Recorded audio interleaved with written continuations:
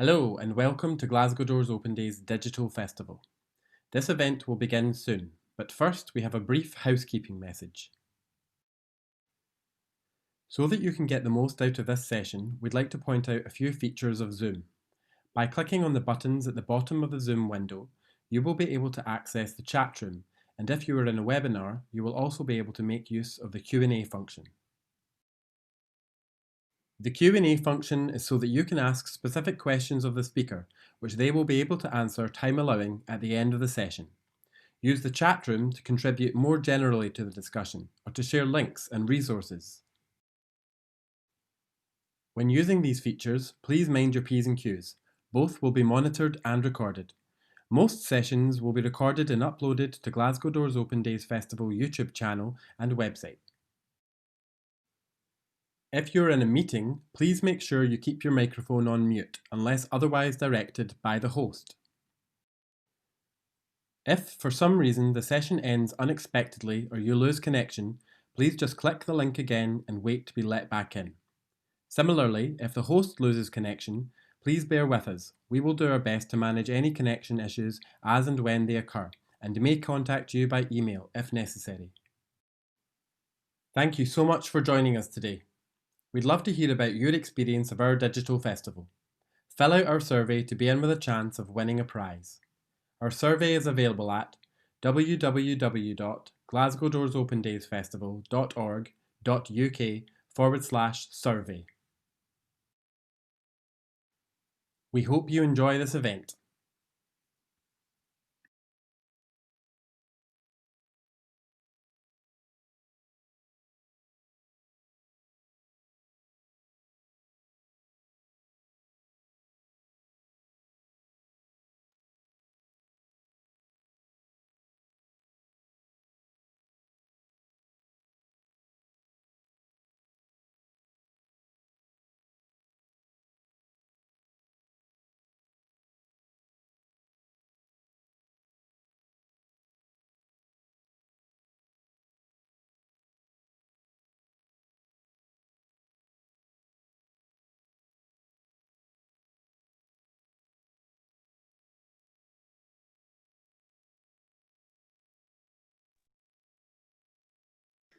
There we go. I hope everyone can hear me okay. My name is Paul Sweeney, and thanks a lot for coming along to this talk tonight on Springburn, the Rome of the North. Finally got my screen sharing all right, and we're going to go through a pretty long history in Springburn and why it came to be. Many of you will be joining because you live in the area or grew up in the area or worked there. You may have some connection. It'd be really interesting to get your own memories and experiences as we go through this talk. It's really helpful for others to learn from other people as well. So I'm kind of hoping to facilitate as much of that as possible tonight. So feel free to drop in as much information as you like as we go through the talk this evening. I'm just going to double check. So I want to share some videos with you tonight. As we go through, there's a couple of clips as we go through discussing some aspects of Springburn's history, particularly its locomotive building history. So I just want to double check that that's working all right. Yeah, that's perfect. So many of you might be familiar with Springburn. I was born and brought up in the area, grew fascinated with it as a kid. In fact, I don't know if you can see me, but the first one of the first books I got actually was this little book about old Springburn by Andrew Stewart. I used to sit with my granda going through all these old pictures of Springburn. And the thing that always struck me as a kid was how much of it I couldn't recognise because so much of Springburn had changed. When I was born in 1989, much of the old Springburn had already been swept away in the previous 2 or 3 decades.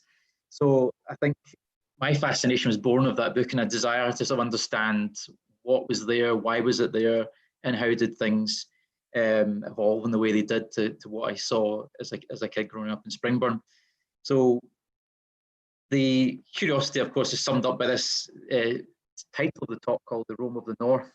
And I thought it was a bit of an odd thing to say when I first came across it written down, but it actually relates to a sort of saying or a little bitty that's used to sort of summarise Springburn and the locations in Springburn.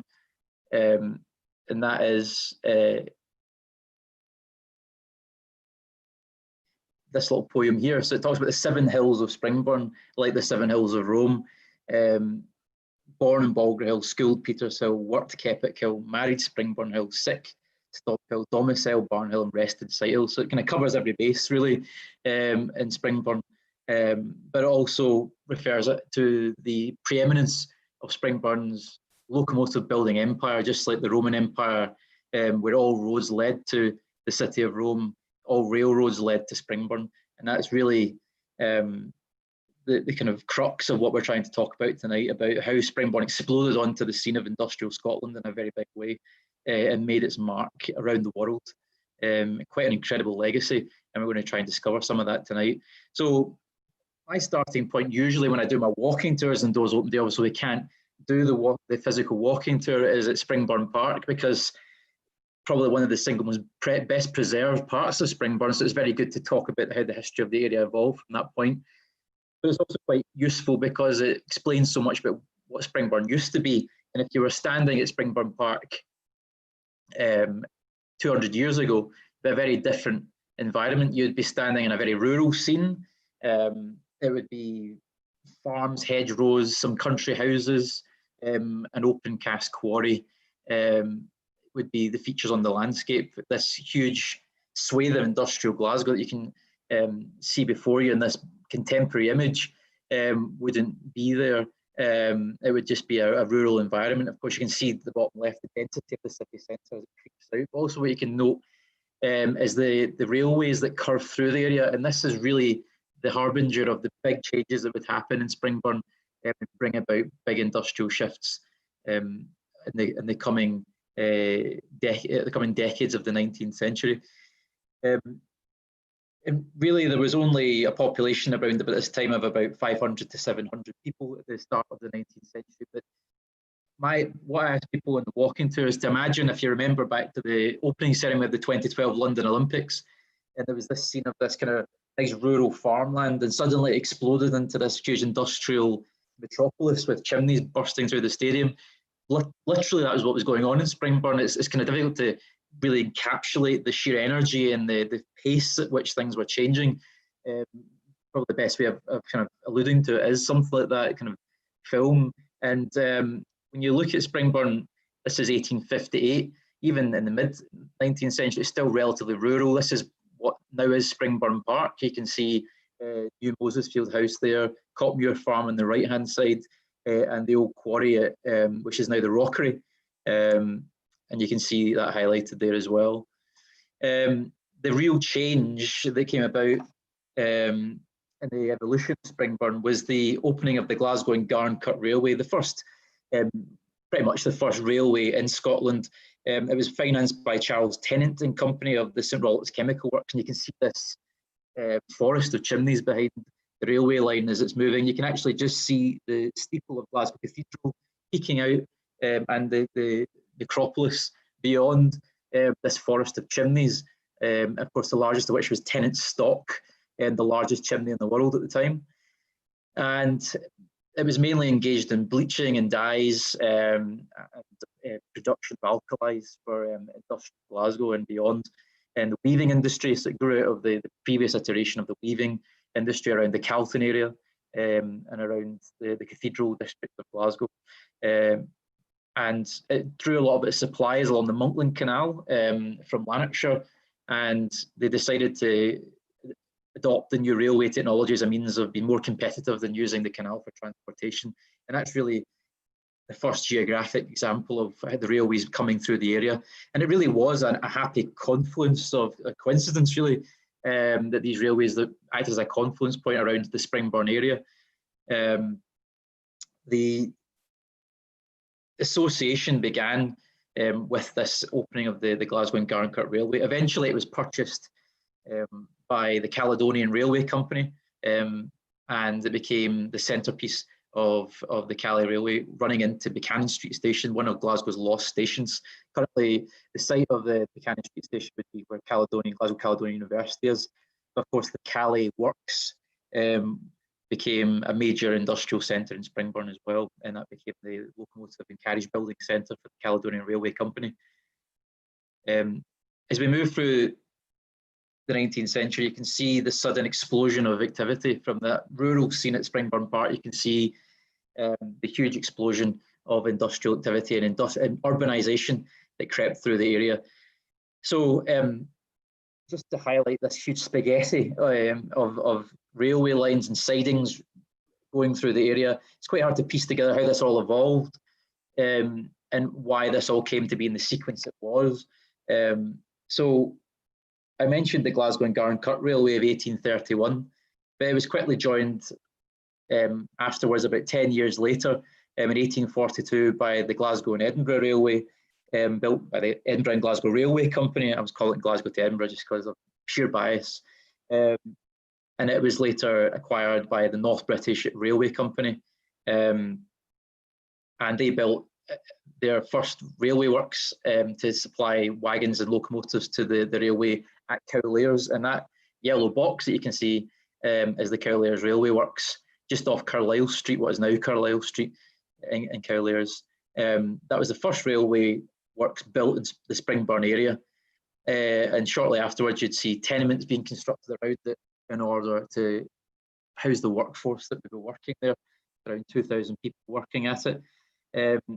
I'd already mentioned the Glasgow and Garncurt Railway, which you can see in the blue line below the Calais blue. It was the signature colour of the Calais Railway line, running into the Cannon Street station under the tunnel, into the Cannon Street station, and the Calais Railway Works, St Rollox, in blue as well. It was built some years later in 1856 and became the second railway works in the Springburn area.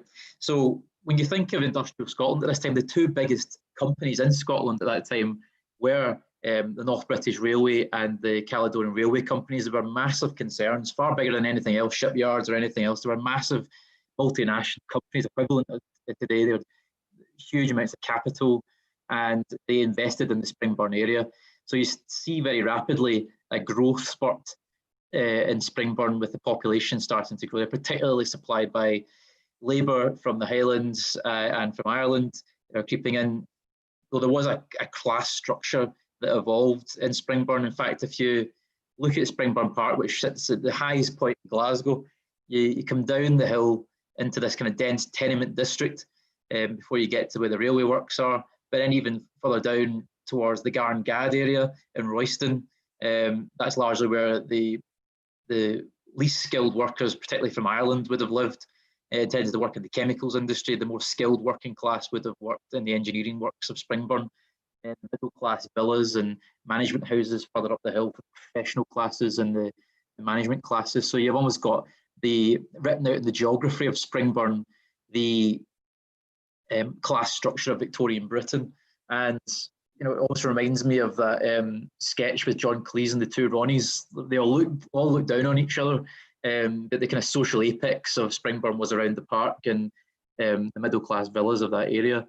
So you can really see how densely packed it was. But also what's quite interesting is that you still had though the workers and the locomotive works were all very tightly bound together, you also had the management and the owners of the railway works all lived within the same community. So you had a real sense of shared purpose, particularly when it came to commissioning public buildings, public works, to really showcase this part of Glasgow. And it was really a point of pride for many of the owners of the locomotive works, to make sure that the condition of the urban environment was a very high quality indeed. And we started to sort of see that play out. The last major locomotive works to come into Springburn, or the last two, the Hyde Park Works right in the heart of Springburn.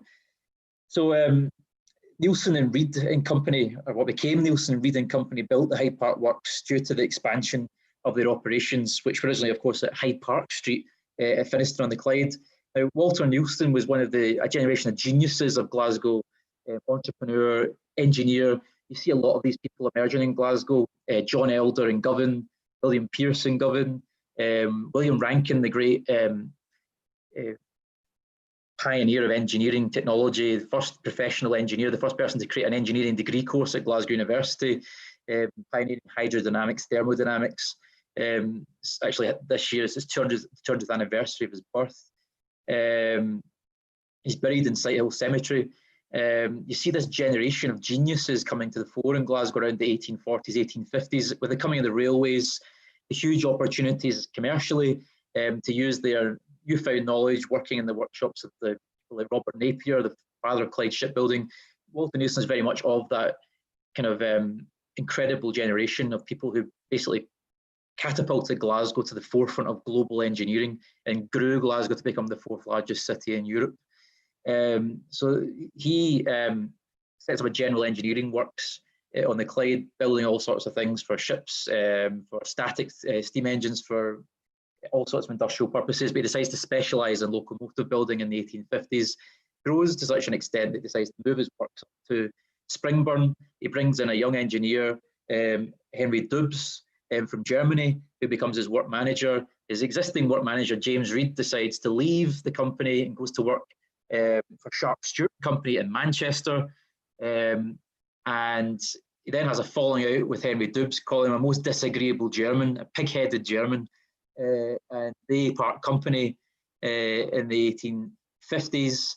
And he demands that Henry Dubs, if he wants to go out and strike out on his own and creates his own locomotive company, he has to do it at least 5 miles away from where the Hyde Park works are. So he decides to go down to Queen's Park at Polmadie and sets up Dubs and Company at Queen's Park in Polmadie, creates his own Clyde Locomotive Works down there. And then he brings back James Reed from Manchester to come and work for him to help set up and expand the Hyde Park Works as part of Neilson Reed and Company. But one of his big things that he did at that time, which was a crucial move, was he was absolutely committed to giving his senior managers a stake in the company. So they weren't just employees, they were actually part owners of the company. And when eventually Neilson leaves the company, Reed is able to buy it out altogether in the 1870s. He takes over the company in 1873. And actually, eventually, Neilson decides he wants to go back in to locomotive building and sets up a new, completely new locomotive works across the railway line at Atlas, the Atlas Works. What becomes known as the Atlas Works, it was actually known as the Glasgow Locomotive Company. He doesn't do very well, it isn't particularly successful, and he decides to sell up to Sharp Stewart Company, where Reed originally worked in Manchester. They moved to Glasgow and they renamed the works the Atlas Works after their railway works in Manchester. So it's quite a convoluted history, but it's all to do with a handful of entrepreneurial engineering geniuses that come together to make this company what it is. And it's eventually renamed Neilson Reed and Company because the Reed family really take control. And James Reed brings his sons in. 4 of his sons become part of the company, working in it. They're really the first private locomotive company in Springburn, building locomotives for a commercial, for domestic and export markets. And you can see a sort of etching of the Hyde Park Works in Springburn on Flemington Street. You can also see at the top of the Springburn railway station, so it gives you a good orientation of where the works would have been. It's now where Springburn College stands, or Glasgow Clyde College. And there's another slightly more elaborate advertisement for the company for the Glasgow exhibition of 1901. Great international exhibition which showcased the engineering works of Neilson Reed and Company, exporting all around the world, an incredible industrial concern, and one that grew to become the largest concentration locomotive production works anywhere in the world. And I want to just show you a little clip from it was a programme produced in 1989 about the history of Springburn's locomotives called Diamonds Were Forever. And I think it's quite an important clip from this, because ultimately, although we've had all these disagreements with Henry Dubs, James Reed, Walter Neilson, and they come and go, they're all working for each other's companies, they eventually set up 3 distinct companies, 2 in Springburn, Hyde Park and Atlas Works, and Dubs over on the south side because he was kicked out of Springburn. And eventually they decide, although they had these commercial disagreements, the first generation, they die off. The new generation of management that come in the case of the Reeds, it's the sons, Hugh Reed eventually becomes Sir Hugh Reed. They decide to unite these businesses together and build what becomes known as the North British Locomotive Company, which is the largest private locomotive building company in Britain and indeed the world at that time, and with a capacity to build 600 steam engines a year. So this really showcases it, and the signature of the North British Locomotive Company was this brass diamond builder's plate that would be on every locomotive going around the world. So it became the icon of the North British Locomotive Company. And you can see the concentration of the works here. On the right hand side, the Hyde Park works on the bottom right there. They've got the Atlas works right across each other on the railway line. When they unite, they build this magnificent administration headquarters building on the left hand side on Flemington Street. I'll show you in a wee bit. But it's a huge industrial concern. You can see that dense concentration of tenements just behind it as well, around Springburn Road, and then just up the top left there you can see Sighthill Cemetery. So let me just show you this clip from Diamonds Were Forever. There was a time when it seemed that the diamonds were forever and for everywhere.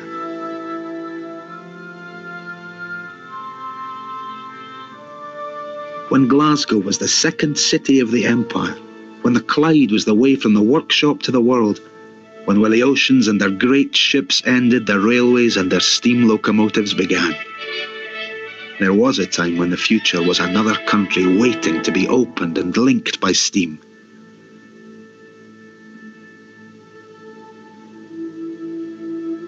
Today, that future has become a heritage.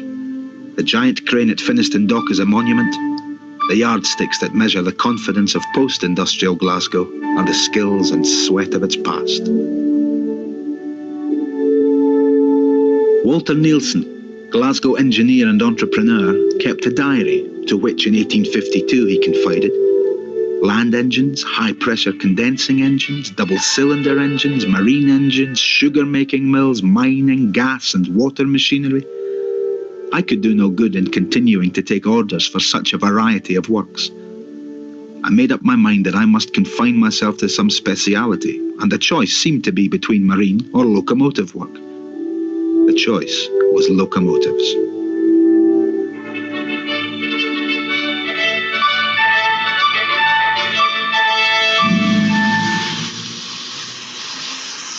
And from the start, locomotives for export as well as the home market.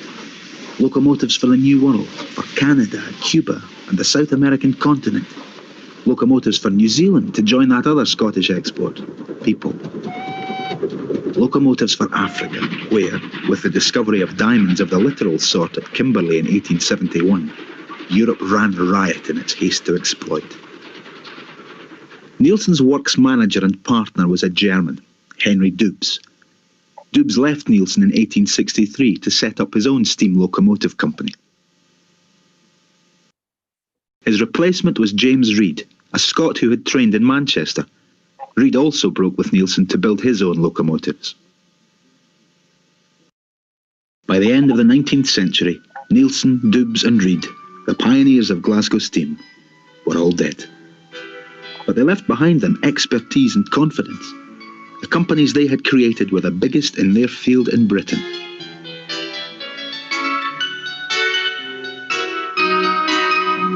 A controversial but successful policy first introduced by Dubs was the employment of women as tracers in the design departments. The women worked in individual cubicles for the protection of their morals and to discourage chattering.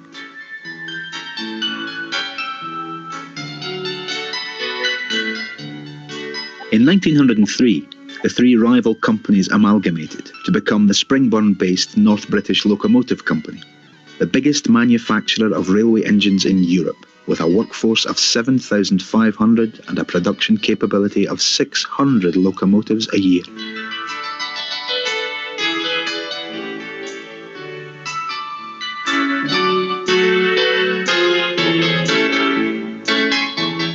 Over the next 60 years, 18,000 locomotives, 2 out of every 3 built, were exported, manoeuvred through the streets of Glasgow to the gateways of the Clyde.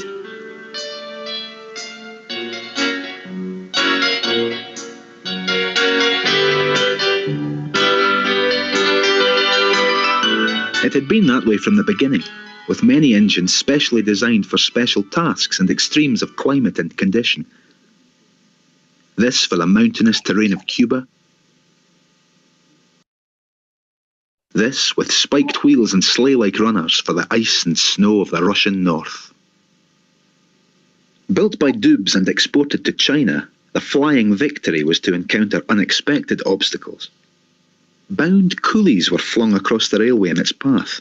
Their masters were fearful that its noise and smoke might rouse the sleeping spirit dragons of the countryside. But soon the Chinese were coming to Glasgow themselves, the better to understand the methods and mysteries of steam. And with the Chinese, the world, as every continent was gripped by the power of steam in the service of the power of capital.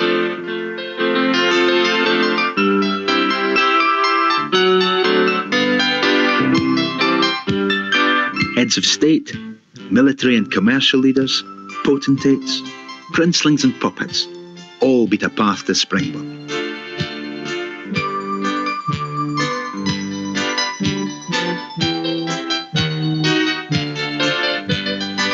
For the workers of Springburn, it was a living, a hard one, presided over by hard management and harder foremen. The patina of the romance of steam had yet to settle over the product of their labours.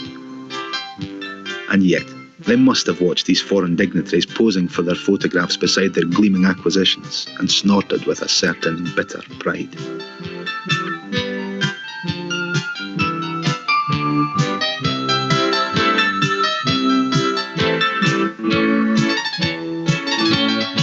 Locomotives for Egypt, locomotives for Malaya. Locomotives for the Orient, where the formal writ of the British Empire meant less than the handshake deals between rapacious despots and equally rapacious British businessmen.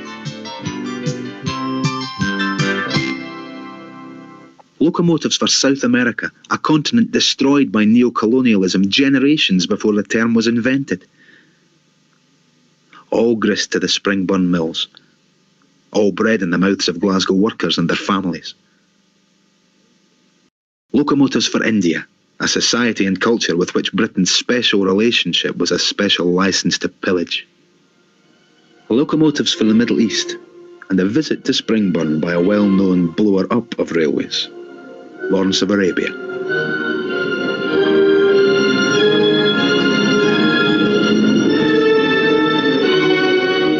Locomotives for an Africa that in the name of civilization Europe was slicing up like butcher meat. The knife blades were the railways.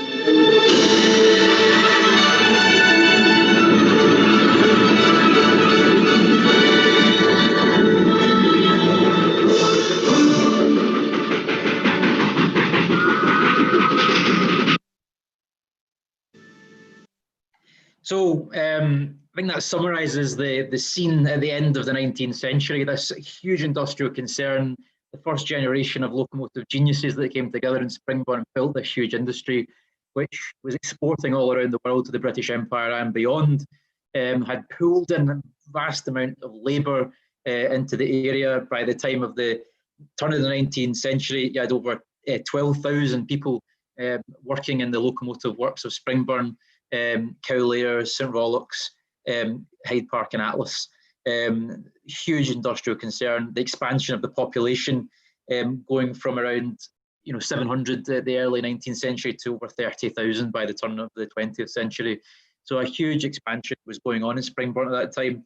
But bizarrely, it wasn't even part of Glasgow until the 1890s.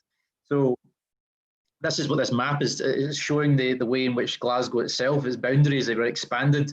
So you can see there in 1891, Glasgow expanded by 5,750 acres, which included Berryhill and Springburn. So Springburn became part of Glasgow proper. And you've just seen how much pride is involved in the construction of these locomotives. A huge economic activity, industrial activity, huge wealth is brought into the city of Glasgow as a result of the locomotive building industry in Springburn.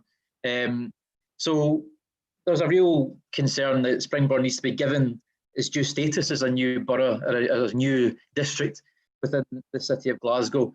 And indeed, the Reid family who dominate Springburn, of course, James by this point has died off, and he died in the 1870s, unfortunately.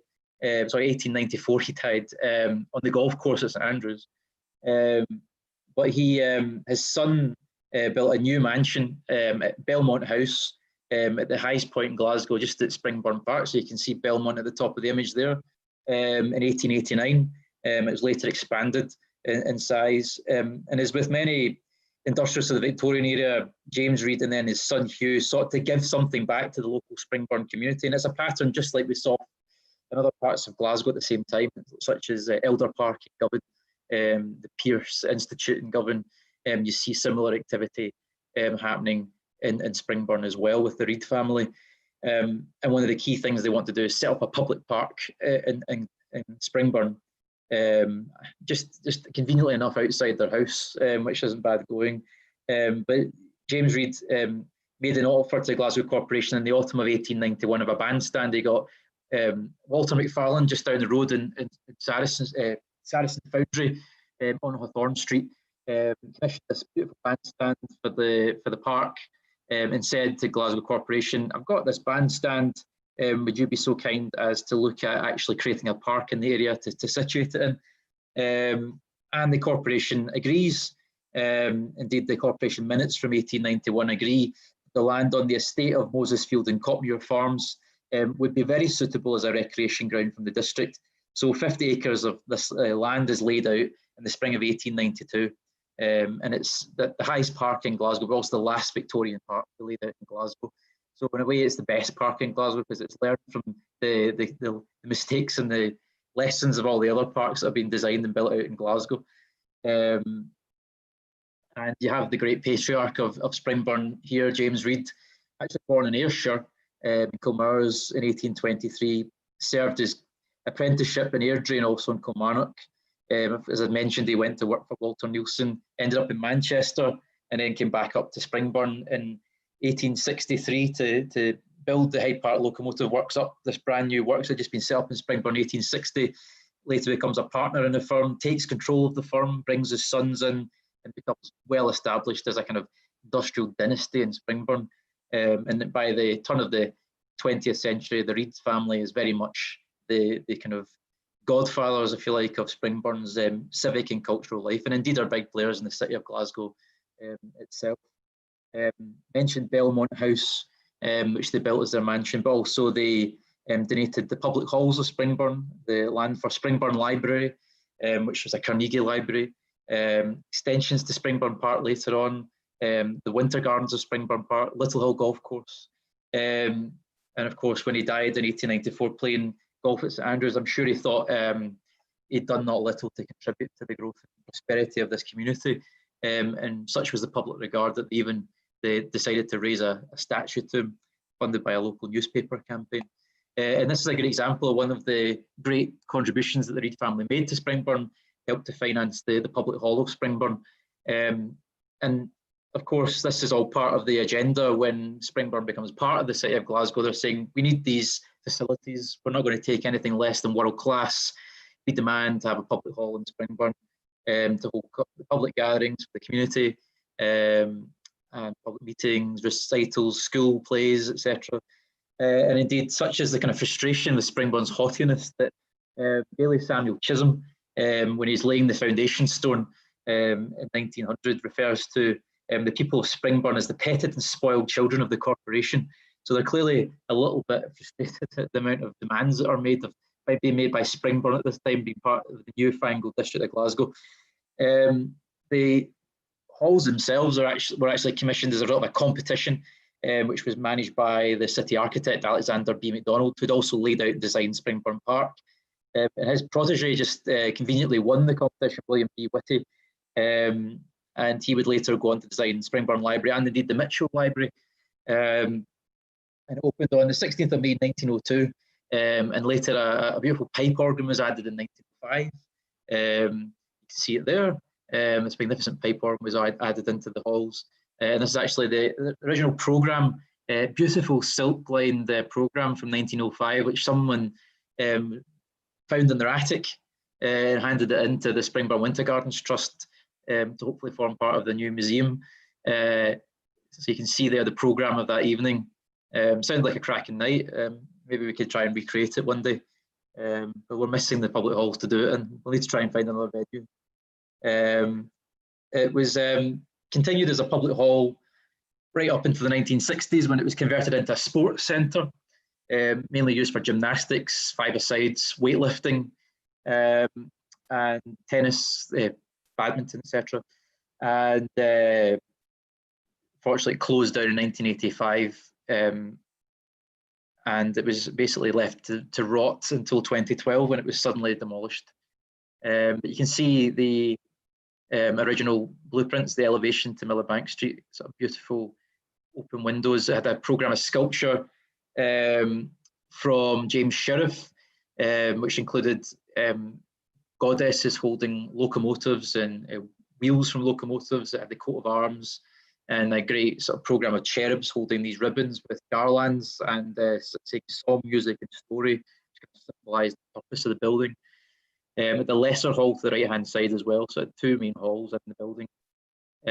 These were actually other alternative designs for the public hall in Springburn. I'll leave it up to you to decide whether they picked the right design in the end, what your preference was. There's 3 finalists along with the winner. And of course, I mentioned that in my course of talking about the evolution of the railway industry in Springburn, that these 3 great companies that I'd mentioned, Nielsen Reading Company, Sharp, Stewart and Company, and Dubs and Company, it came together in 1903, and accordingly they decided to commission a new headquarters building. And we've just seen that video about how much business they were doing all around the world. So this was a company that was incredibly ambitious, regarded itself as just as important as the city's shipbuilding industry. Certainly was just as pioneering and had a global impact. So they decided to commission James Miller, who's well known for designing Central Station, the Commercial Bank of Scotland headquarters in St Vincent Street, Wemyss Bay Station. They commissioned him to design this imposing headquarters building on Flemington Street opposite the Hyde Park Locomotive Works, and it opened in 1909. Of course, at its peak, the North British Locomotive Company covered 60 acres. So it was a huge footprint in Springburn itself. And you can see here that it was opened by a former Prime Minister, Archibald Primrose, who was Prime Minister 1894 to 1895. And he says in his opening address, when he's cutting the ribbon for this new building, he's saying, "I'm glad to see such a great enterprise as this. I can see nothing but good, the saving of waste, the concentration and the union of 3 great firms that produce the same article and wish to produce it as economically as possible. You have joined forces to promote efficiency. You have made this building to promote efficiency, and long may that word be your motto." So really surfing on the crest of a wave before the First World War, Springburn has just built this magnificent structure, headquarters building, really symbolic of the growth and pomp of Springburn at that time.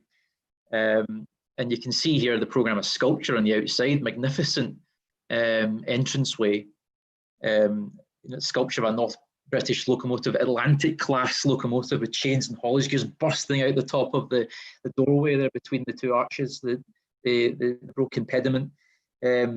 And you've got these 2 classical figures either side representing speed and science. So it's a very symbolic of the ambition of the company.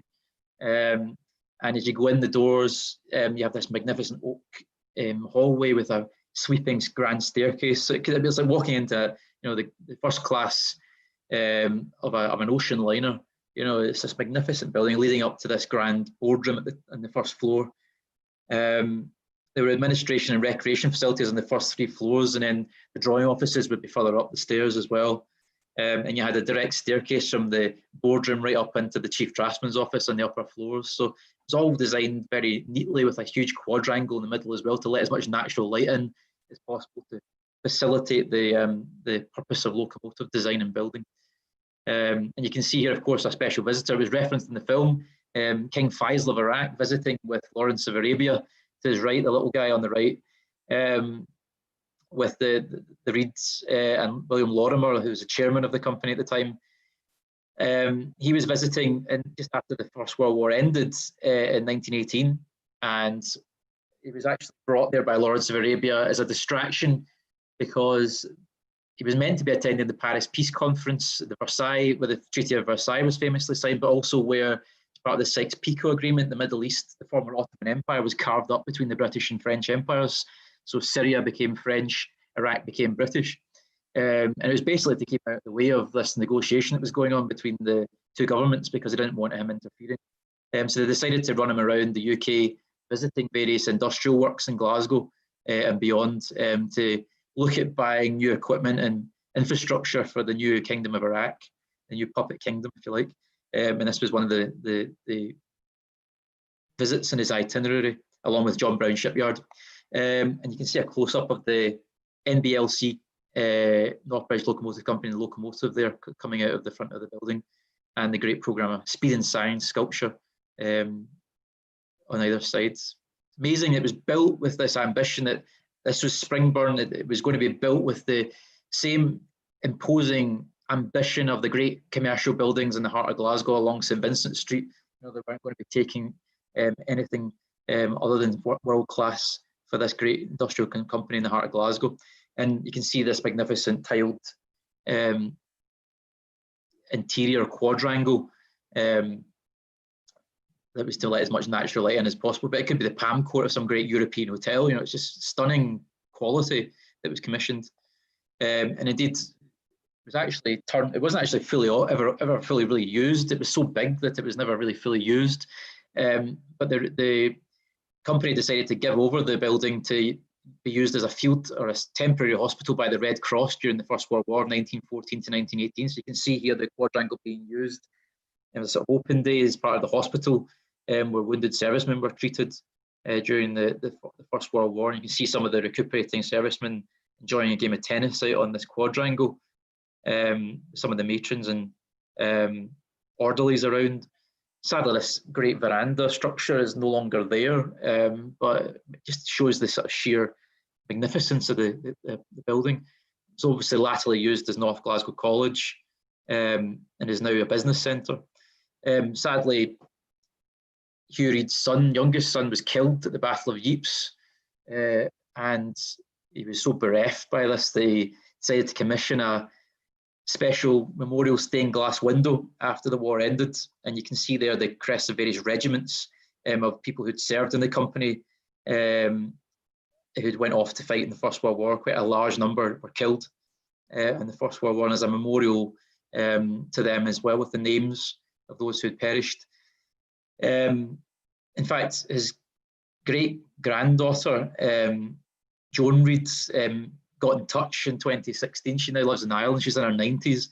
And after his son, or his grandson, the baronetcy of the Reids was basically expired when he died in 2013.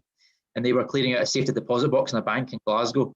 And they basically discovered all these artifacts, gold and caskets for the freedom of the city of Glasgow, personal correspondence from King George V, a letter of condolence from the king on when his son was killed. An amazing treasure trove of material was recently unveiled about the family, and we're hoping to incorporate that into a future museum or exhibition in Springburn.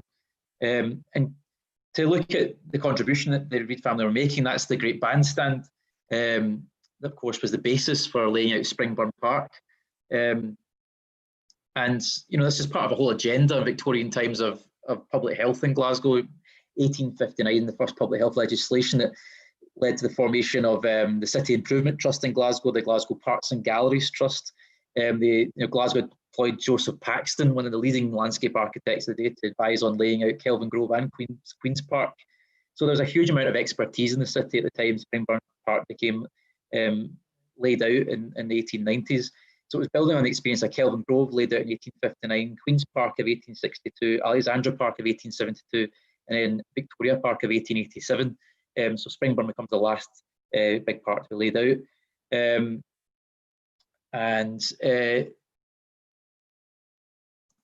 You can see here that the bandstand is positioned in the centre of the park, and it became a bit of a practical issue because you have these huge crowds coming around the bandstand on weekends to listen to various, works bands, factory bands, Salvation Army bands, etc. So it becomes a bit impractical to have it as a centrepiece of the park. So they eventually move it to an amphitheatre, which you can see the terraced or tiered seating in the 1930s.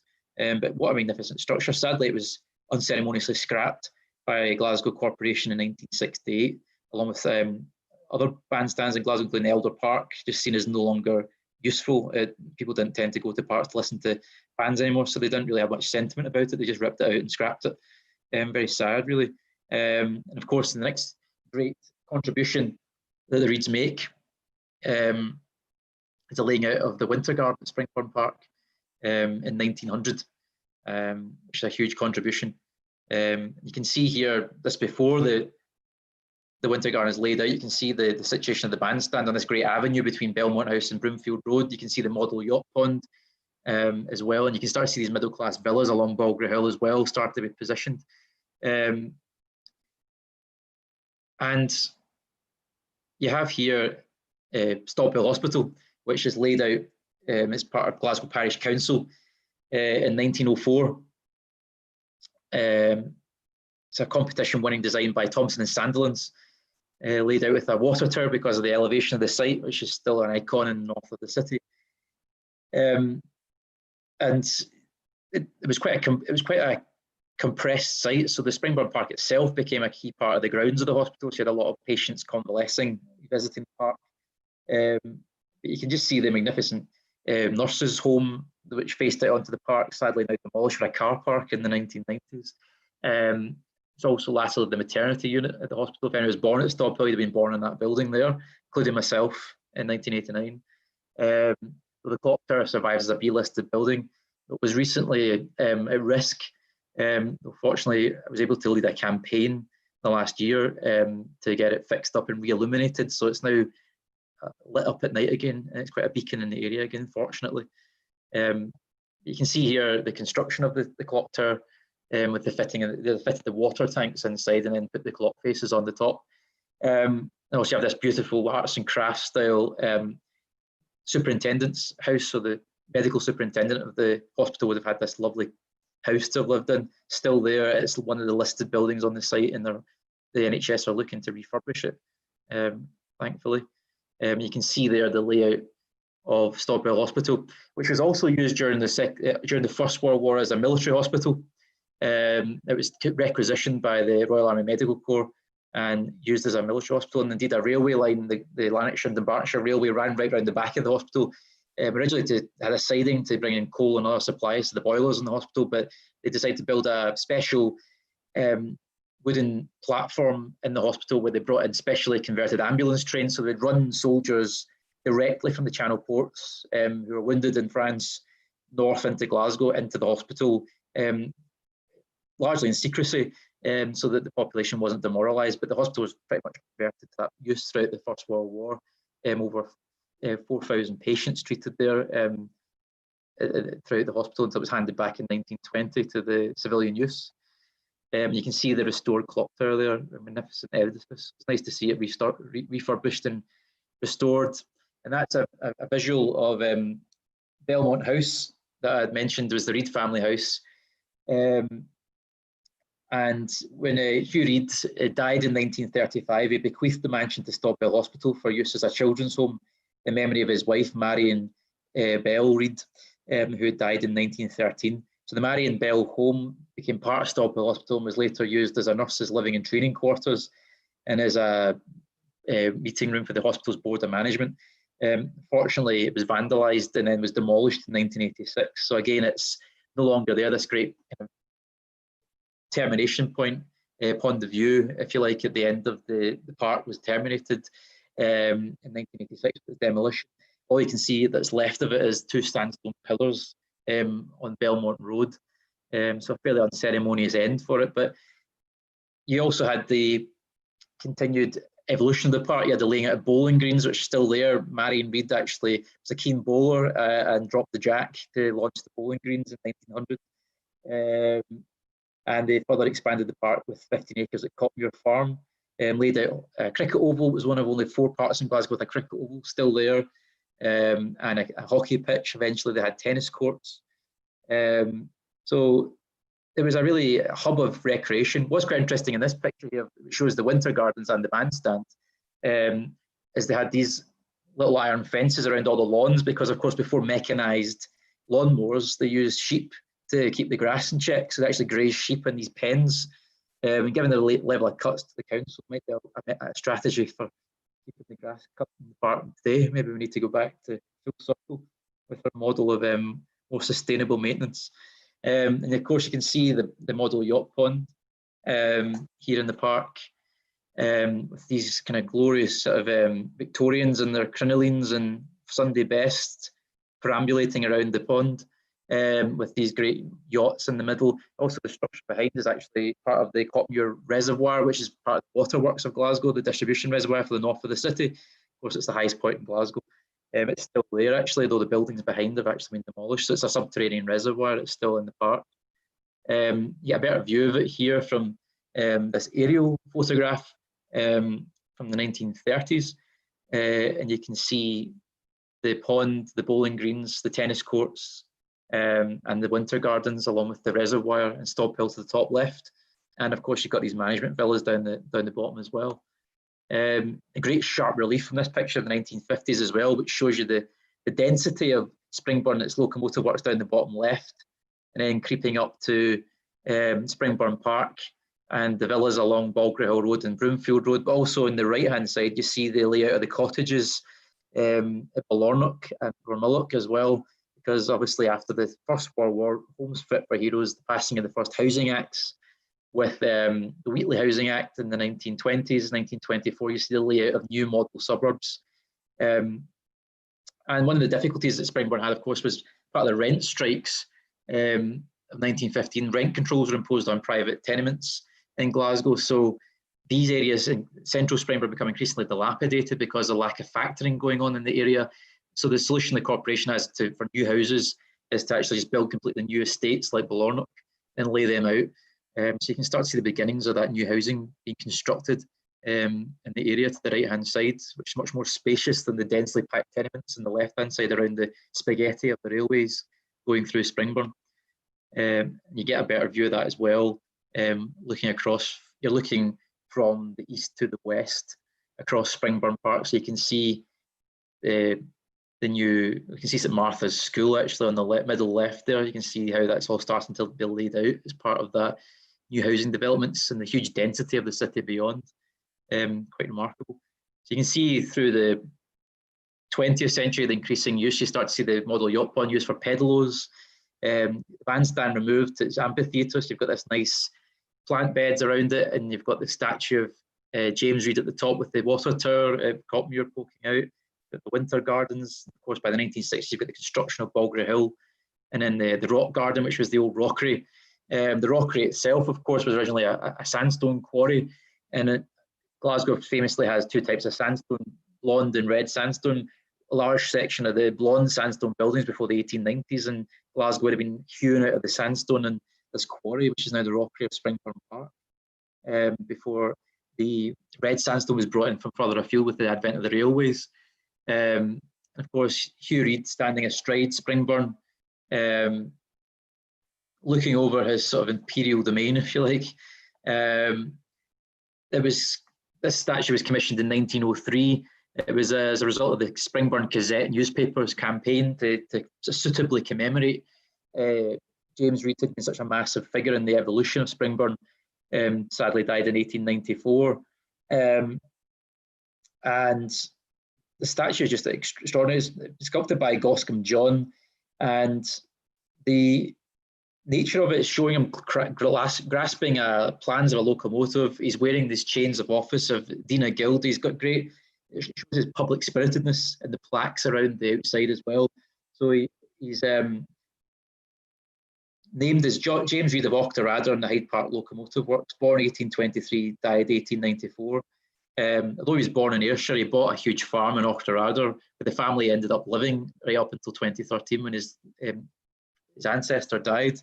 And the plaques show that he had a role in Glasgow as well as president of the Dean of Guild, president of the Institute of Engineers and Shipbuilders in Scotland, along with Walter Neilston. And he was president of the Royal Glasgow Institute of Fine Arts, which had their headquarters in Suckhill Street.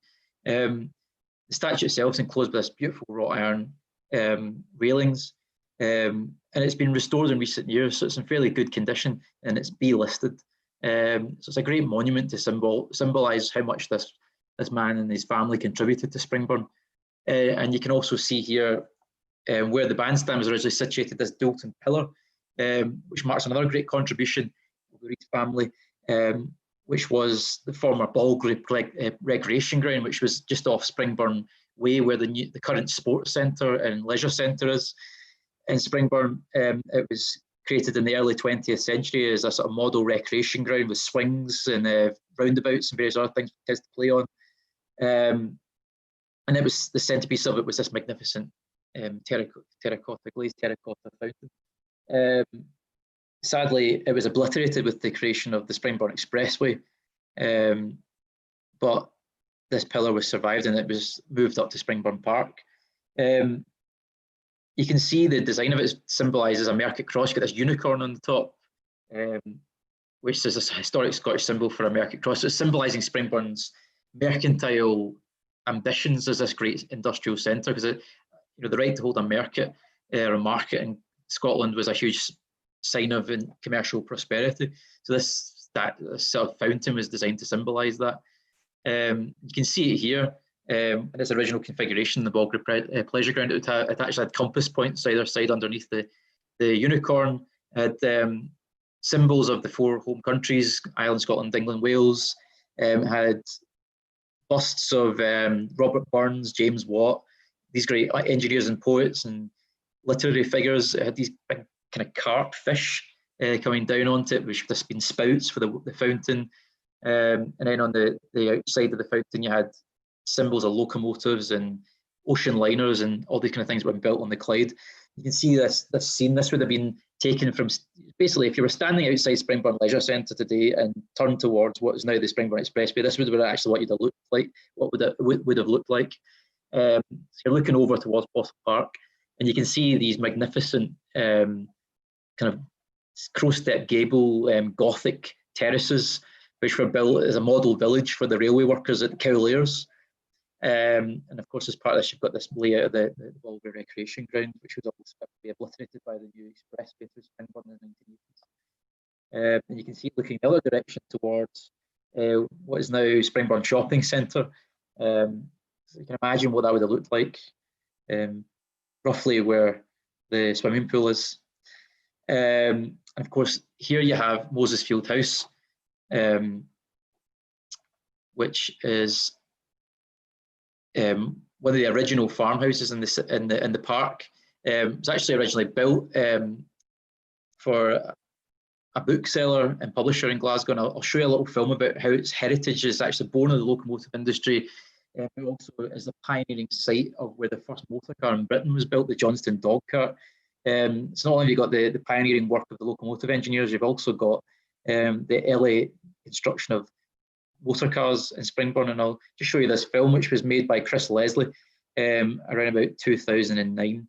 So I'll just show you this as part of the heritage of the Old Men's Club. I think it's worth talking about in its own right. My name is Ronnie Gray. I'm originally trained as a civil engineer. In the early 1960s, I joined the parts department as a civil engineer. About 5 years after I joined the parts department, we were offered this house along with my work, and we moved up here. That would be just about 40 years ago from now.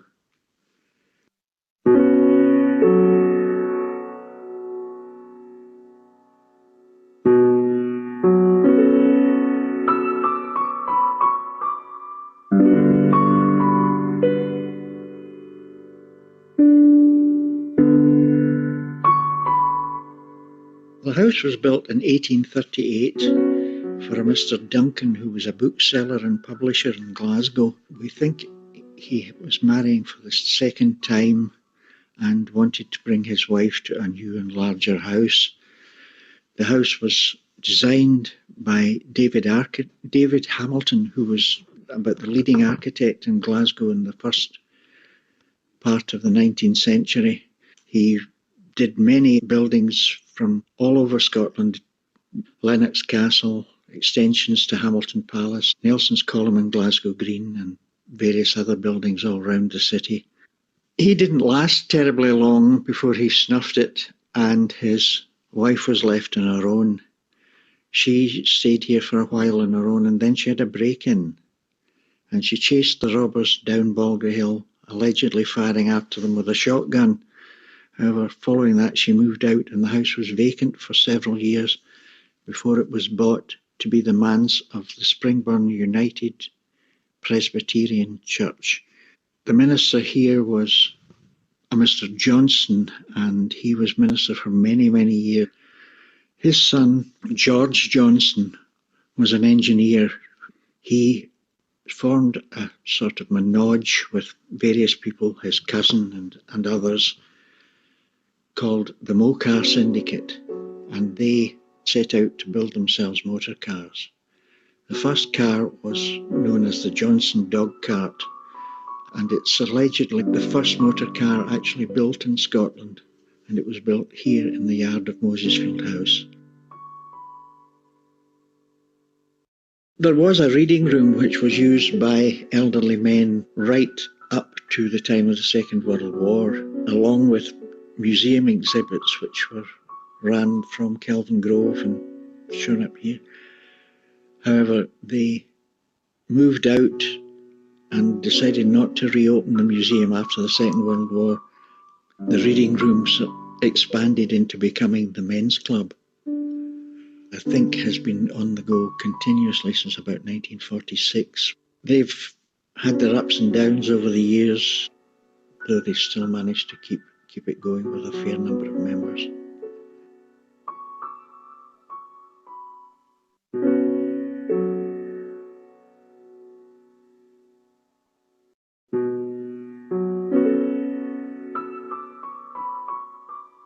My name is Hugh McAteer. I was born on the 6th of the 2nd, 1915. Come up into Springburn in back end of 1938. I came from the Carlton originally. We come to this club, I reckon, somewhere around about 28 years. It was a hard fact at one time you had to be voted into the club. There's over 70 a membership, and you take it. Somebody propose you. In fact, you could sit in here while the committee discussed you, and then they took you back in and let you know you were a member or not. That's how busy the club was then, how many members it had. I'd like to see the club get on and get more members actually, but it's a different ball game from when I was, eligible for its join this thing at 65. That's 30 years ago. Of course, things change.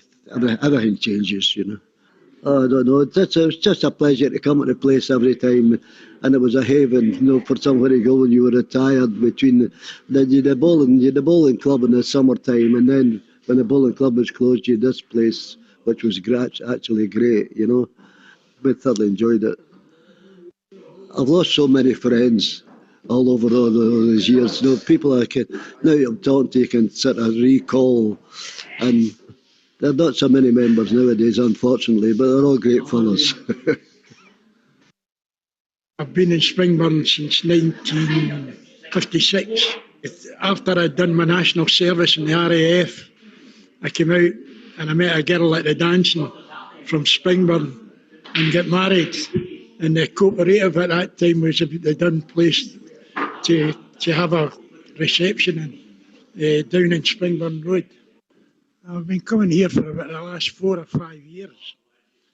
The club is composed mostly of about 20 members, and of these 20 members, during my lifetime, I've worked with 2 of them in separate jobs, one in the shipyards and one in a shop fitting firm. And the shipyard was called Stevens of Linthouse, which is no longer there, unfortunately, as many of our shipyards have disappeared over the years. I think it's a great idea. It gets you out, especially for the likes of myself. I'm staying in a big house with myself, and it gets me out every day, and I get a blather. Well, as you know, they have card players, and they do jigsaws, large ones, that maybe take weeks to complete. And also the domino team. But I prefer to play the snooker, and I've just started playing snooker, and I never played it in my youth because my mother always thought snooker halls were dens of iniquity, as you can imagine in these days. We're all friends in this club, so what could be better? I'm 80 next month, 18 February. Hopefully it's still about no, since I'm 65. I worked in, I come from Springburn originally. Springburn at one time was a right thriving area. You had 5,000 men leaving Springburn. Hyde Park, St Rollocks, Cowlairs, Brabbies, all the works in here. All made to Springburn. Once you get in the 50s and 60s now, having deteriorates, the works and all that.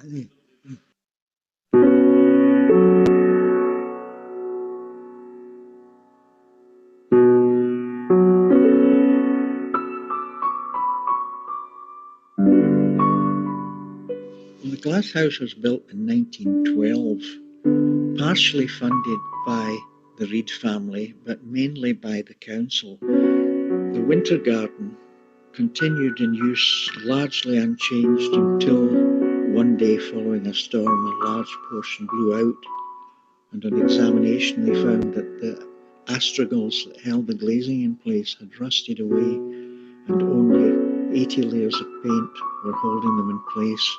It was then closed and declared a dangerous building, but almost simultaneously with this, it was listed as a listed building. Instead of demolishing it, they put a fence around it until they could find the money to restore it. That was about 1985, I think, and they've been struggling to find the money ever since.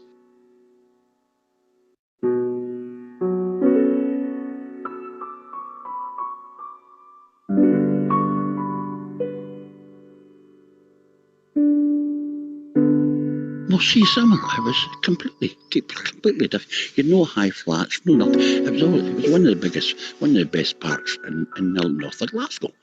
Saturdays and Sundays, no, it was mobbed with families, picnics and all that carry on, you know. Out the glass house, which was a hot house.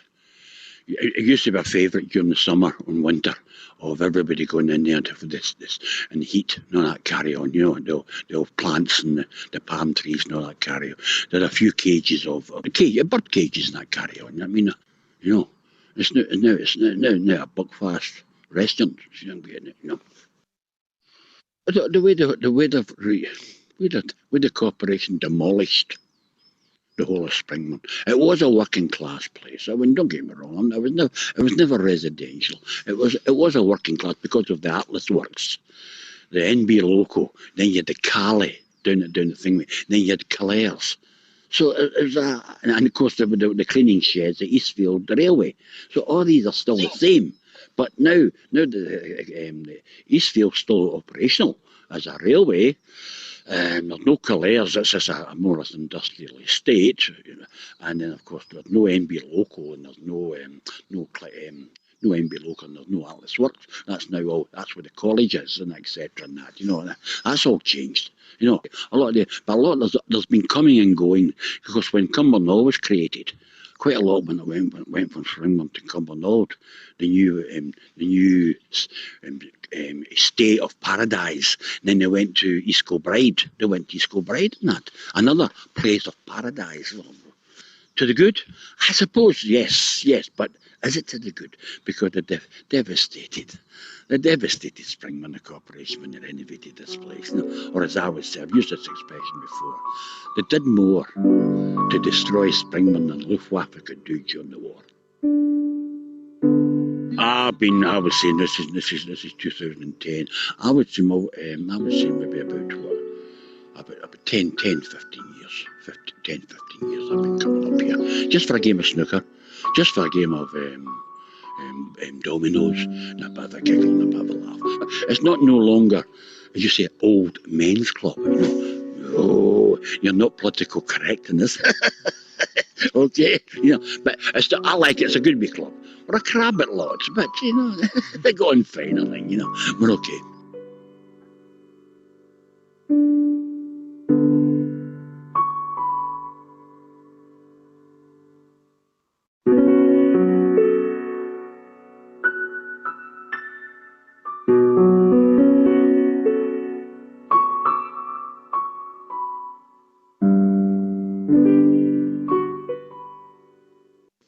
My name's So I just thought that would be a really good video at that stage. Sorry if the picture quality wasn't great, but it's available on YouTube. So just look up Old Men's Club Springburn. You'll find it on YouTube if you want to watch it again in better quality. I think it might just be the stream.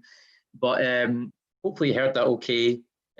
What I find quite powerful about that film that Chris Leslie made is that it's 10 years on now from when it was made, and pretty much all of the men that spoke in that film are dead. And I remember someone using the expression, when someone dies, a library is burned. In a way, a library of experiences is burned. And I think letting them tell the story of their experiences growing up in Springburn is quite nice. But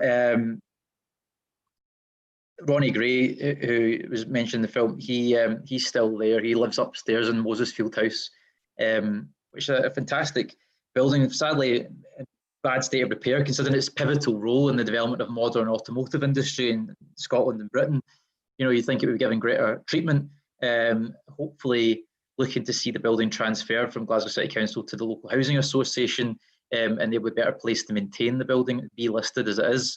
Designed by David Hamilton, who was one of the great architects of early 19th century Glasgow. I just wanted to point out this film, this picture, sorry, Little Hill Golf Course, designed in the 1920s by James Braid, one of the foremost golf course architects as a municipal golf course. The land was donated by Hugh Reid for the purpose, and the layout of the golf clubhouse as well was previously used as a part of the qualifying rounds for the British Open. And interestingly, although it's still currently a municipal course, it's pretty bad state of repair, and the council are contemplating actually transferring control of the course to the Royal and Ancient in St Andrews. So impressed are they with the quality of the course and its heritage that they want to actually take it on themselves. So it'll be interesting to see how that develops in the next few months, though of course there's some controversy over what would be privatisation of public assets, municipal assets. So there's a bit of controversy about that, but an interesting potential future for that particular asset in Springburn. And it was of course mentioned in the film Springburn Winter Gardens, built in 1900, commissioned by the Reid family.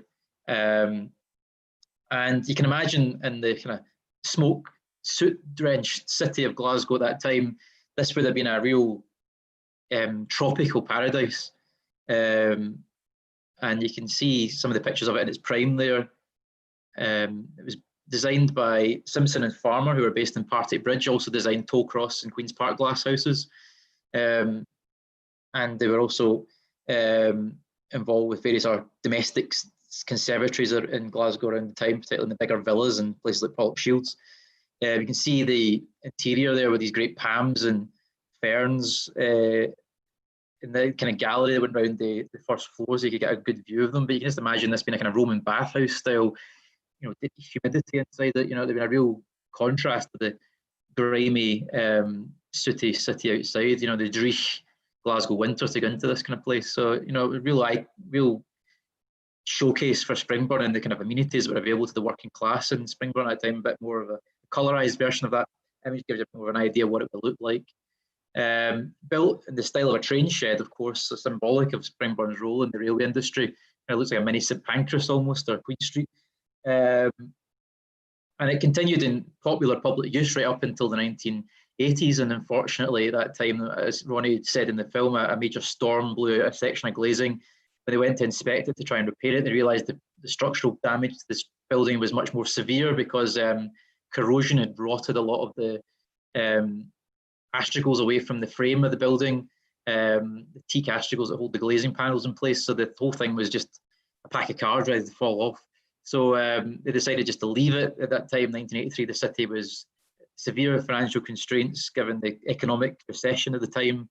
and nothing ever really, it wasn't officially closed, it was temporarily closed and then never got going again, and eventually was just consumed by vandals to the point the glazing was removed in 1995, and it's kind of just sat as a skeleton. And you can see this kind of slightly ghostly image of a Victorian girl and her little brother, I assume, inside the glass house, and you can still see the remnants of those teak doors and things like that there. It's quite spooky actually, to look at it now. You can see how densely packed it would have been. You know, it would have been a real playground for kids, I imagine. You can see some of the kids in the wing galleries, which were the propagation houses. These were all used to grow all the bedding plants for Glasgow's parks. All the wonderful bedding plant beds you'd have seen in Glasgow parks, these great decorative plant beds you'd have seen in Glasgow parks would have all been grown in Springburn Park's winter gardens and taken around the city. So it was a real practical as well as recreational thing. You can see there the scale of the structure from these original Dina Gill drawings, and the porches on either side in the wing galleries. Fortunately, the wing galleries on the western side have been demolished, but the eastern ones still are there, and the porches on the north and south have been lost as well, sadly. You can see here a plan view of it with the wider network of greenhouses around it, and also the network of the boiler houses and the pipework that would have fed the steam into the building. Sadly now in a situation of decay. This was before we intervened in the building to get all the trees removed from it, to strip off all the remaining teak astragal bars around the building as well, and to repoint the brickwork to try and stabilise the building. You can get another view of it there from around 10 years ago. Just to see, we move on, we'll see the changes that have happened to the building. This was in 2014 during the Commonwealth Games. The National Theatre of Scotland commissioned a programme of works called Tin Forest. It was exploring the lost industrial heritage of Glasgow. And as part of that, they did a light show at the building, a kind of sonnet Lumiere type thing, exploring the building. It was quite an emotional experience to actually be there, bizarrely, because it just felt like the building was suddenly brought back to life for a fleeting few minutes. And it kind of gave us hope that the work that's been done to try and restore the building will bear fruit eventually. And it was just nice to see the potential of it if it were to be restored and lit up at night. What a striking and iconic building it would really be. And I think it lit a flame of imagination, or maybe planted a seed as well in people's minds about the potential of the building as a restored structure. There's another view of it there from 2014. And you know, to trot through that legacy of what the Reid family did for Springburn, all these great public buildings that they contributed. This was the entrance to the Hyde Park locomotive works, where all these great steam engines would have been pulled out of the gates, and over 18,000 to all parts of the world. And to the left, you can just see the corner of Springburn Library, which was, of course, was built as a condition of a donation by Andrew Carnegie to the city of Glasgow. It's part of a network of several libraries around the city. Fortunately, Springburn survives, but the railway works opposite the locomotive works doesn't. It's now a housing estate. So you can go there and have a look and imagine what it would have been like, these great scenes. And of course, the great ambition of the company with its Diamond D locomotive there. And the kind of ambition of the company was kind of thwarted in the post-war period because huge change in technology. Of course, with the nationalisation of the railways under British Rail, there was an effort to en masse essentially remove steam from the railways, and the company was so specialised in steam construction, and indeed still had a captive market for many exports for steam, particularly in South Africa, Malaya. It found this transition very difficult because it went, particularly with decolonisation of the empire and captive markets, it started to lose that steam market, but it was finding it very difficult to transition. But it certainly made a great fist of it, and took out technology sharing agreements with German companies like MAN and Voith to get basically licensed their diesel engines from MAN and also hydraulic transmissions from Voith in order to start building diesel hydraulic locomotives.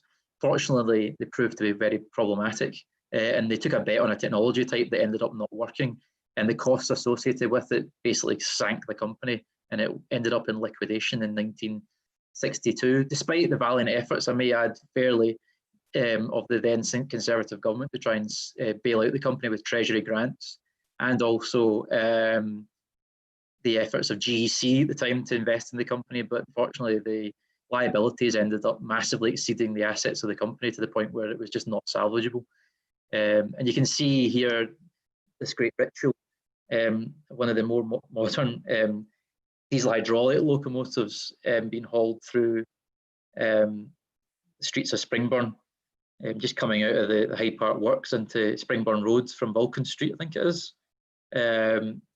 And you can see here that as things start to get difficult in the 1960s, increasingly the trade unions, in fact you can see Mick McGahey there on the front right, leading the railway workers in Springburn in protest at the impending closure, not just of the Hyde Park and Atlas Works, but also of Cowlairs, which is rationalised at the time because British Railways at the time brings what was the LMS and LNER workshops together.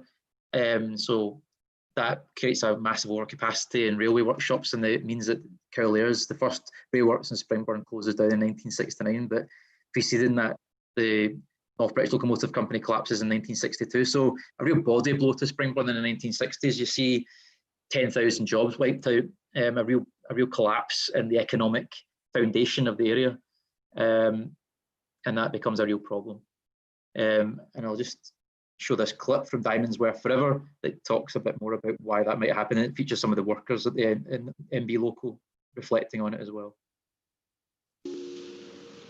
Oh, actually, this is not that clip. Actually, this is actually talking about the great ceremony of hauling those steam engines through Springburn.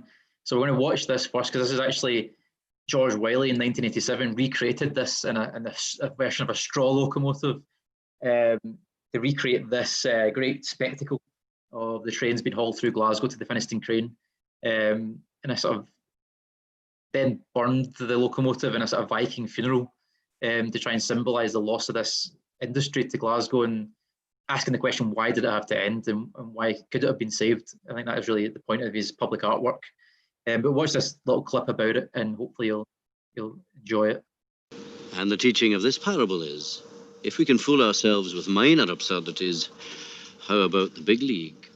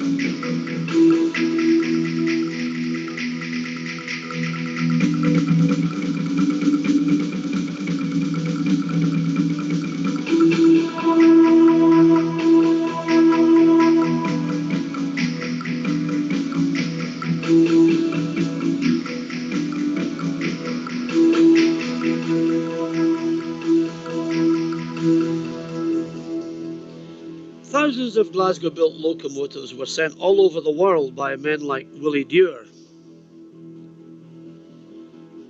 No one in Glasgow avoided the straw locomotive. My definition of public art is art that the public can't avoid.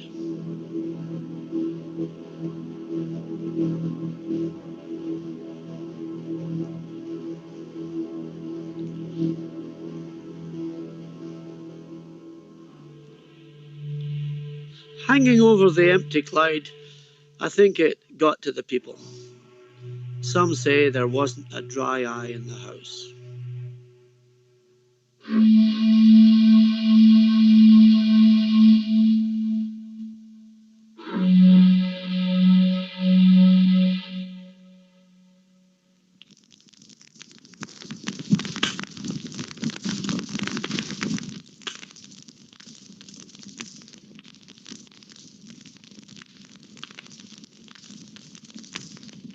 And how many locomotives do you figure went up in that crane? Well, they had overall about 18,000 to all parts of the world. Martha McMillan, you were a tracer in the North British. And why do you think they stopped building the steam locomotives in Springburn? Well, my impression was that it came on so quickly. They didn't realise the quickness of the changeover. And they were still thinking in steam when diesel was actually on their doorstep.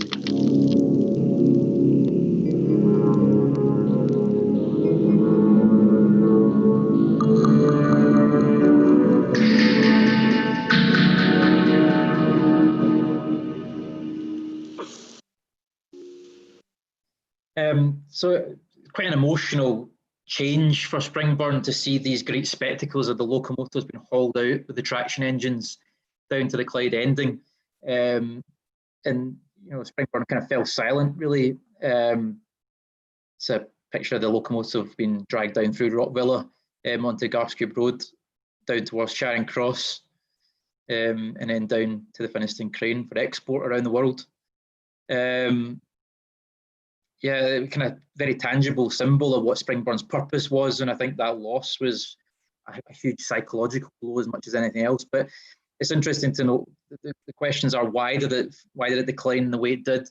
A combination of changes in technology, of course, with the British Railways changed to diesel and electric locomotives, and the company wasn't really geared up to deal with that. It was incredibly expensive to convert the tooling to meet the new tolerances and technological refinements needed for it.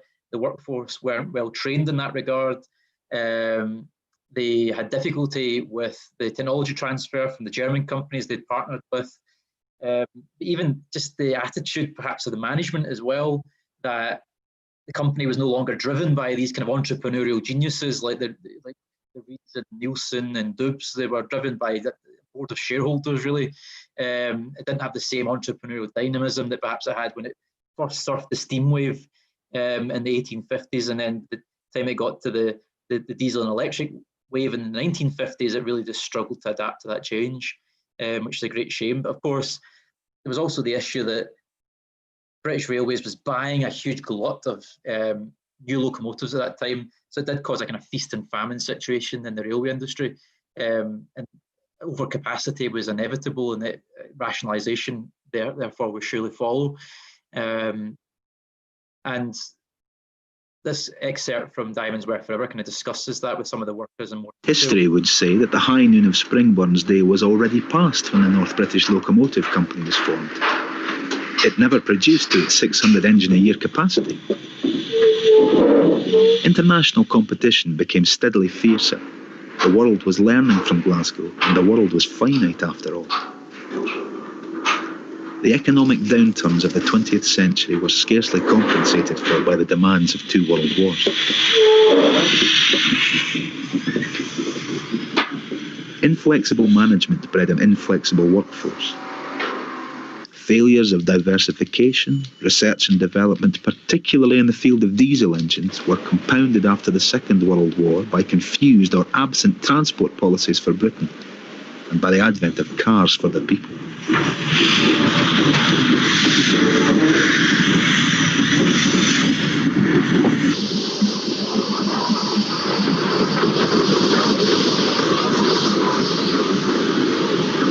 Investment could find bigger and quicker returns elsewhere. But, all that said, George Wiley's question why remains.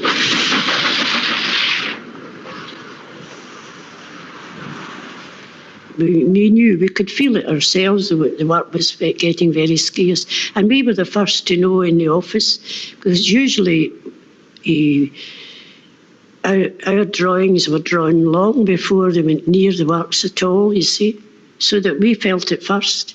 That was Springburn's life. You took away all the locomotives and nothing left. And that's what's happened now. There are none. To me, the fact was that you didn't appreciate what the beauty and the value of the steam engine was when you were there. What you were interested in was getting a job to make money, and it could have been anything you were making. Although there were attractions in it, and always have been, I've been interested in steam locomotives. But at that time, what you were there for was to get on with your work. I felt that they didn't want to do away with steam, really. Their minds were on steam. Steam was the thing. But later on, in looking back and tracing things and realised the value that was in steam engines, that made a difference to me. The time came round, it was my time was up. They sent for me, they said I finished at 65. And I was sitting in the office the day I was leaving. I got a wee presentation, and then we're sitting in there with different ones, clerk and things.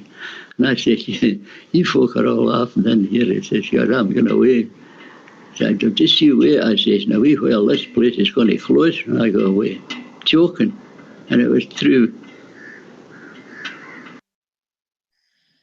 History. So just interested to hear from some of the workers there about why they thought the North British Locomotive Company failed. And you can see in this aerial photograph from the 1950s the extent of the works in the heart of Springburn, and you can see Sighthill Cemetery, middle left, to get your bearings looking towards the north. At the upper part, you see Cowlairs on the left-hand side, the great range of sidings. You see the Calais at the bottom, similarly with huge array of sidings. And then in the centre of the photograph, you've got the Hyde Park and Atlas Works, which is the heart of the North British Locomotive Company. A huge concentration of work. So within the space of 10 years, you lose on the left-hand side Cowlairs and also the North British Locomotive Company in the middle. And this also comes at the time when Glasgow is changing its urban environment. There's huge efforts to try and clear the old tenement areas, which are now by this stage largely dilapidated because of the ongoing legacy of rent controls, which destroyed any maintenance of the tenements, particularly private tenements. There was no municipal interest in buying over the tenements. So they looked to clear these districts, and Springburn was therefore designated as one of 29 comprehensive development areas in Glasgow in 1960. And that first phase of development happened in Balgrey Hill in 1965-67 to build the high rises and deck access plots, clearing away all the beautiful villas. And then you have central Springburn is cleared from the 1970s. And you see the realignment of Springburn Road. It curves round, that kink in the road's all cleared away, and they just blast an expressway right through the middle of it, carrying people to the new suburb of Bishopbriggs. You can see here again, looking over Springburn, you can see just Sighthill Cemetery on the corner. You can also see the public halls there, Sighthill Church, all these roads obliterated, these tenements obliterated, with the exception of small fragments here and there.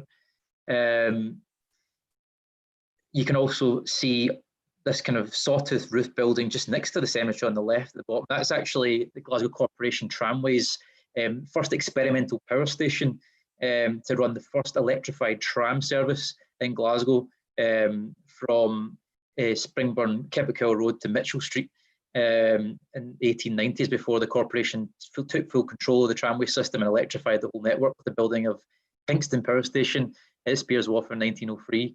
So a bit of innovation going on there as well in the early 20th century in Springburn. We just see the dense heart of Springburn here, the changes that would happen.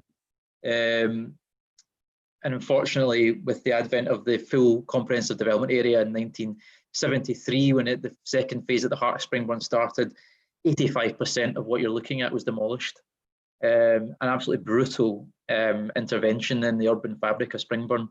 And then you can see the change that's happened, the blasting of the Springburn Expressway through the heart of Springburn, which was only actually completed in 1986, 1987. So relatively recent. It was the last area of Glasgow to be comprehensively developed, and you could arguably say it was the worst expression of it. Why it wasn't aborted like the Maryhill motorway was in the 1970s, I don't know. But nonetheless, it went ahead and it wrecked the heart of Springburn.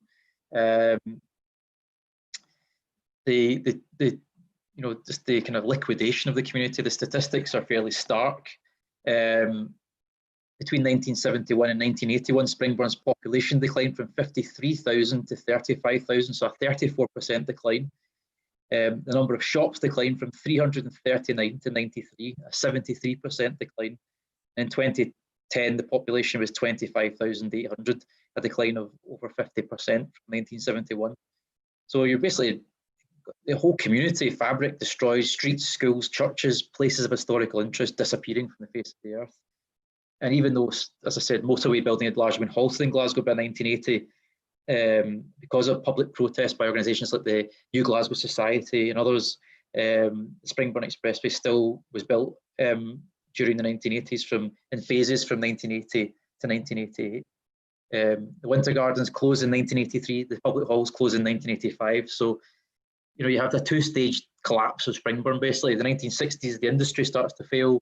By the 1980s, you get a huge amount of public planning policy that just wrecks the area. So by the 1990s, it's really unrecognisable. And that's why when I grew up as a kid, I found it really difficult to orientate myself to what was actually left. And you can just see that dramatic change from a more top-down aerial view, you know, just the absolute removal of so much of the dense fabric of Springburn. And there's a good comparison of the old Ordnance Survey map of 1947 with a current Google Street View or Google Earth view of the roads. So you can imagine that's the junction of Springburn Road and Keppock Hill Road. You just see how much of it has been obliterated. It would have looked like, you know, Alexandra Parade or Duke Street or Dumbarton Road, and this was just kind of completely removed. Even had the Princess Cinema up the top left there, which was still in use right up into the 1970s. You get relief fragments, like a little church that survives just behind on Atlas Road, and the corners of the tenements on Palermo Street and Flemington Street, and obviously the old fire station at corner of Keppock Hill Road and Springburn Road. You can see here the change as well. The expressway starts to get built. You've got one of the churches, Cowlairs Church, and you've also got Springburn Public Halls, which was just stone cleaned actually in the early 80s. And then you see this motorway blitzing through it in 1982. So this photograph was taken in December 1982, looking south towards the old fire station. You just see the extent of the disruption caused by it. Again, this is looking at the corner of the fire station in Springburn was to the right, looking towards the college building or the North British Locomotive building from where the public halls are. These tenements all removed. That's what it looks like now. You just see the whole street scene's been ripped away.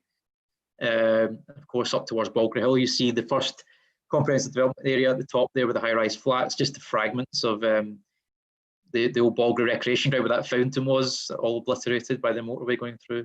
And here's Springburn Cross, the heart of the community. The Cowlairs Cooperative Society, founded by railway workers in 1881 because they were getting ripped off by the railway company shops at the time, which had a kind of monopoly on the trade in the area. The Cowlairs Co-op Society is basically workers setting up their own co-op society to sort of give themselves better value for money. This tenement building actually survives, but you can see how dense it would have been with all the tenement streets around it. There's this drinking fountain which was donated by the Cowlairs Co-op Society to celebrate its 21st anniversary. And it's now situated outside Springburn Shopping Centre, but you can see just looking along Cowlairs Road there, nothing left of that because the motorways kind of came in and destroyed it all. And you see that's all that's left. Of course, the Cowlairs Co-op Society shop's been kind of bricked up and they've been converted into housing association flats. The creation of North Glasgow or Springburn Housing Association at the time in 1975 was instrumental in saving these fragments of the Springburn tenements from destruction. You can see a ghost sign actually on the side of one of the old funeral parlours for the Cowlairs Co-op Society on the railway. You see there, talk about dividends. You know, it's one of the only fragments left of Cowlairs Co-op Society. And you'd have seen the original row of shops right up that stretch of road there, from cradle to grave, literally. You know, from baby outfitters to funeral services, the Cowlairs Co-op catered for so much Springburn, and it had a share of 10% of all retail trade in the area. So it was a huge concern with thousands and thousands of local members, and they kept a lot of wealth in the community. So you've not just got the wealth of the locomotive industry, the actual owners of the locomotive works all living in the area, the wealth of their philanthropy contributing to public buildings in the area. You also have the workers' own wealth being held within the community through the co-op societies. All that kind of disperses. The Cowlairs Co-op Society is liquidated by 1975 as well, and all these shops closed down. And you can see what the remnant is of that one dense, vibrant street with the little red circles for reference points, just looking up towards what is now Atlas Road and Springburn Way. Again, this is looking towards what is now Springburn Parish Church, looking north along what is now Springburn Way on the railway bridge, just Springburn railway station just to your right. And you can see all these tenements stripped away on the right-hand side, everything demolished on the right-hand side. And all that's left, the Bell's pub, the little stump pub on the left with the tenements above taken away. You can see there that's all that's left. And the pub itself below in the bottom right still survives. These tenements were taken down.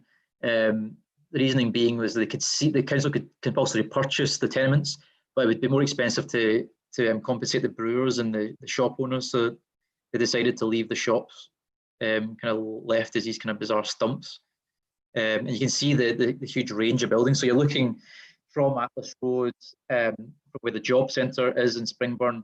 You're looking west across that vast expanse where the shopping centre and the Springburn Parish Church is and the health centre now is, towards the row of shops on Springburn Way. The tenements there at that time, they were then going to be stripped away. That's 1979. You can also see the original Springburn Parish Church on the hill at Hillkirk Street. Hillkirk Street, the very name reflects the purpose of it. Sadly, it was demolished in the 1980s as well, lost to Springburn. The only original church that survives in the area is St Aloysius, the Catholic church, which is just down the hill a bit. You can see it on the right-hand side. This was actually intended to be the church in which Springburn Parish all converged into the Johnston Church, which is where the Reed family actually worshipped, and they funded the building of this beautiful Grecian sort of temple on Springburn Road, right where Springburn Health Centre now is situated. Fortunately, it closed in 1969, and there were discussions through the 1970s about merging all the churches together, and they decided that the Johnston Church would be a great one to merge into because it was so big it could have 1,000 parishioners in it. But by the time they got round to doing it in the late 1970s, it had already been burned to a shell and was only fit for demolition. So the loss of this magnificent building in the heart of Springburn as well. And look at its interior, this beautiful stained glass and the Grecian style design. It's just an incredible loss to the area to see that change. And looking along towards the shop, where the shopping centre is, and you can see the one surviving tenement on the left-hand side just by K Street. And on the right-hand side, it had what was Avenue Road, later known as Newcroft Road. It's all gone, and the tenements at the top of Edgefall Road gone as well. That's what it looks like now, though they're starting to build new tenements on the left. Just very, very extreme demolition. It's quite disorientating, I imagine, to someone who's originally from Springburn and knew it before this demolition. And again, of course, Balgra Hill, you have the Wellfield Parish Church on the right-hand side, and the Gushet of Quinn's Bar on the left. Famous folk song in the wee room underneath the stairs comes from Quinn's Pub, the tram stop there. You can see just beyond it, the one surviving tenement at the top with the kind of hat on it, the kind of little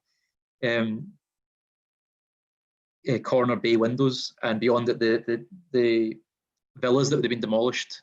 A real village feel to it, a real urban village that's just not there anymore. It's just been sterilised. That's what it looks like now.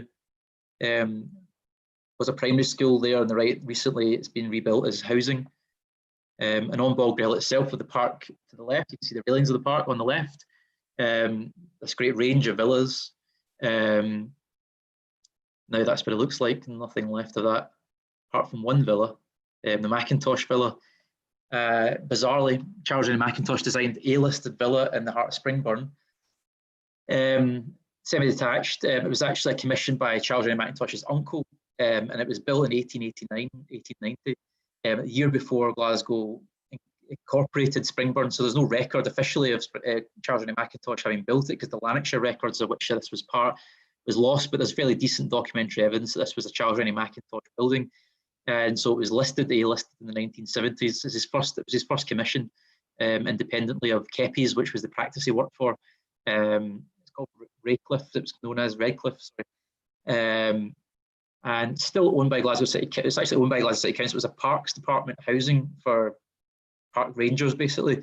So it's still under council ownership. Again, it's in bad state of repair, hoping to have that, like Moses Fieldhouse, transferred to the local housing association, so they can properly maintain it and refurbish it. Of course, the Springburn Public Halls closed in 1985. This was in its latter days of survival. You see it's in very bad state of repair. And in December the 27th, 2012, very suddenly, it was demolished by city property in Glasgow, much to my efforts at protesting in the Glasgow Herald, to no avail, but was able to try and save some of the sculpture from the building, fortunately. Still inexplicable why this was done. It could have been facade retained. There's plenty of examples of that around Glasgow. It's just deeply depressing that that happened, without any real explanation, done between Christmas and New Year, when no one was around in the council to actually get any instruction of what was happening. Really depressing disaster, really. And I'd grown up with that old Springburn book, and I used to pass this building. It was derelict, and used to even build out of Lego. You know, so it was personally devastating to see this one lost. You see the Glasgow coat of arms above the doorway there before it's blitzed. Fortunately, fragments were saved after a attempt by Patricia Ferguson. It was the MSP at the time, and myself, petitioning Historic Scotland to try and get them to intervene.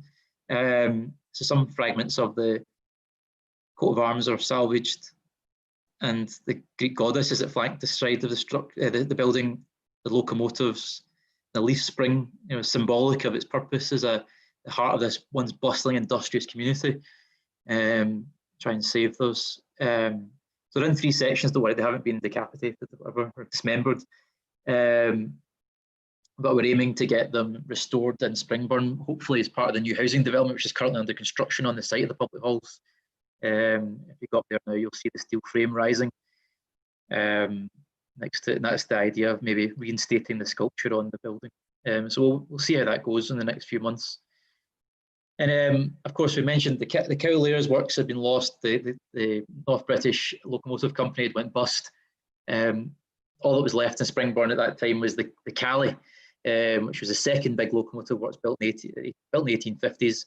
It was the hub of British Rail Engineering Limited through the period of nationalisation into the mid-1980s. A large part of it was closed down as part of wider rationalisation and cuts to railway maintenance across the UK. There was huge redundancies across railway workshops in Britain at that time, 1985, 1986. So you had a large part of the works was closed down. Roughly half of it was sold off. It was actually repurposed by Scottish Enterprise, and that new Tesco, Costco, Royal Mail Depot were built on the site, which is still there. And the remainder, basically the sheds that kind of run up and down rather than across the way, the ridges, that's the remaining section of the Cally, which was working happily up until last year. And unfortunately, it was privatised in 1994, and it had various different owners through the 1990s and early 2000s. It was eventually bought by a German company who decided that with the inflow of new railway rolling stock, the demand for railway maintenance was reduced, and they didn't need the Cally works anymore. So they decided to close it down, even though it was profitable and still had a pretty decent pipeline of work going on. They decided to close it down, and it shut in July 2019, and that's the last train coming out of the Cally with the workers. You can see there, example of the steam engines being built in the Hyde Park Locomotive Works, and then that's the empty shell of the Cowlayers Works in 1969, just after it closed, photographed by John Hume. And this is Les Ashton, the convener of the Cally, just standing in the Cally as he prepares to lead the last shift out, and the end of over 150 years of locomotive building and maintenance in Springburn, which ended last year.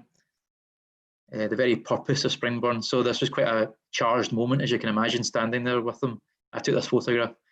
The weight of all the history on our shoulders, it really felt quite emotional.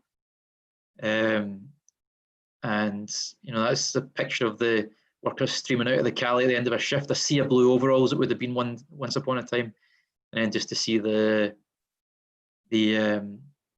last workers coming out. The minister, local church minister, was with us. Trade unions. Yeah, very emotional day. But I wanted to turn to some hope for the future in Springburn before we finish up. the Springburn Winter Gardens, which has been in a bad state of repair, obviously, since 1983. A trust was formed after the disastrous demolition of the Springburn public halls in 2012. Decided to channel our frustration into something productive to save the last notable listed public building in Springburn, and formed the Springburn Winter Gardens Trust in 2013. The initial work by Glasgow Building Preservation Trust, which of course runs Doors Open Day, to investigate the potential future of the Springburn Winter Gardens. This was some of the concepts they came up with to convert it into a public venue, auditorium, arts centre, cultural centre for the north of Glasgow. And this is kind of the project we've been kind of working on for the last 8 years or so. And this is some of the early concepts we developed with the Glasgow Building Preservation Trust. And this is the latest work that we've been doing with the trust to recharge it. So you imagine, you know, the Old Fruit Market, the Barry's Art and Design Centre, the tramway, the Brigget. These are the kind of venues we've been basing our ideas on. The Drill Hall in Edinburgh, which is part of the Edinburgh Festival, to try and come up with this idea of a multi-purpose art space that can be converted into an auditorium or conference spaces or for functions, have it lit up, a really spectacular venue. And we've been working on preparing this with Collective Architecture, who we commissioned 2 years ago to do this work for us. And it's really coming on leaps and bounds. And we're just about, we applied for Heritage Lottery funding, phase 1, in the end of 2018. Unfortunately, we weren't successful, but very, very rare for projects to be successful in the first round. If you remember, of course, the Govan Hill Baths, which is just now about to be reconstructed. It's been 20 years in the making, and they've had a lot of false starts. But we got really good feedback from the Heritage Lottery Fund, and we're hoping to address some of the issues that we needed to sort of develop with them, and hoping to go again not too long. It just shows you the potential. It really, I get quite excited looking at these kind of pictures, just because it opens your eyes to what the future could be for Springburn. And you can see here some of the drawings of what we could do with a new building complex on the left-hand side. That would be a new kindergarten, woodland kindergarten, along with the main hall being used for multi-purpose arts and events, and community cafe and restaurant in the little wing galleries coming off of it with a courtyard. You know, you can start to feel how amazing this would be with a heritage centre inside it, talking about this great history of Springburn and its heritage. So you can see here the sort of rough idea of the layout we're trying to create with the new revived Winter Gardens as a sort of audacious fight back against this long, slow decline that Springburn's had for so many years, to really get it back into Civic. So you can see a kind of cross section of our idea here with the pavilions and the different uses. Will hopefully come to fruition. So that'll hopefully what it'll look like before too long. This stunning beacon of hope and pride for the community, and the community has got so much to be proud about. The heart of global locomotive engineering. You know, it's got so much to tell. It's such a story that's often lost to history in many ways now, given how thoroughly deconstructed Springburn has been. So I think it's all the more vital to try and salvage what's left. And I think this is a really potent symbol of what could be the future for Springburn. So it's nice to share this with you. It's not really been publicly shared, these images so far. Hopefully it excites you as much as it excites me. This is an idea of what the different uses could be. So you can see here as a concert venue, could have over nearly 2,000 people, 1,700 people, 500 people in a kind of conference venue.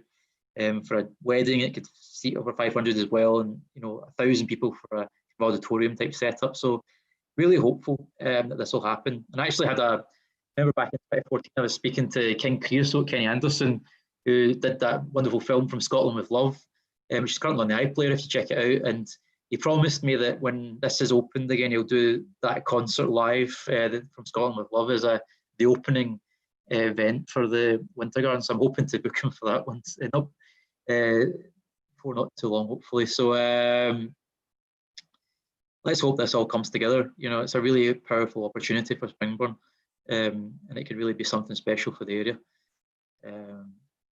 And the stuff already going on in Springburn Park, the community village is taking shape in the old waterworks and council depot. This was actually used to store grit for council use in the parks. And young Alex there, he's been involved with Glasgow Piano City to create this new auditorium with old recycled pianos. And they're currently working on building this auditorium up. So even now there's still progress happening in Springburn Park, and we're really hoping that this becomes a real statement for the recovery of Springburn and repositioning it where it should be at the heart of Glasgow's idea of itself. So that's one of the ideas we've got for the future of Springburn. And when I say just, it truly was the locomotive builder to the world. This is an area of Glasgow that's had a true global impact. And one of just the final clip before we finish is just this great scene from the Diamonds Were Forever film from 1989 of these Springburn built locomotives that have been preserved in Australia, tearing across the Australian outback. And it's just quite a striking scene just to kind of visualise the true legacy of the locomotive industry in Springburn and what it represents. We're going to kind of capture some of that energy and innovation and vision and what we're trying to do to restore Springburn. So let's hope that can be done. So I'll just finish off with that clip before I look to take any questions.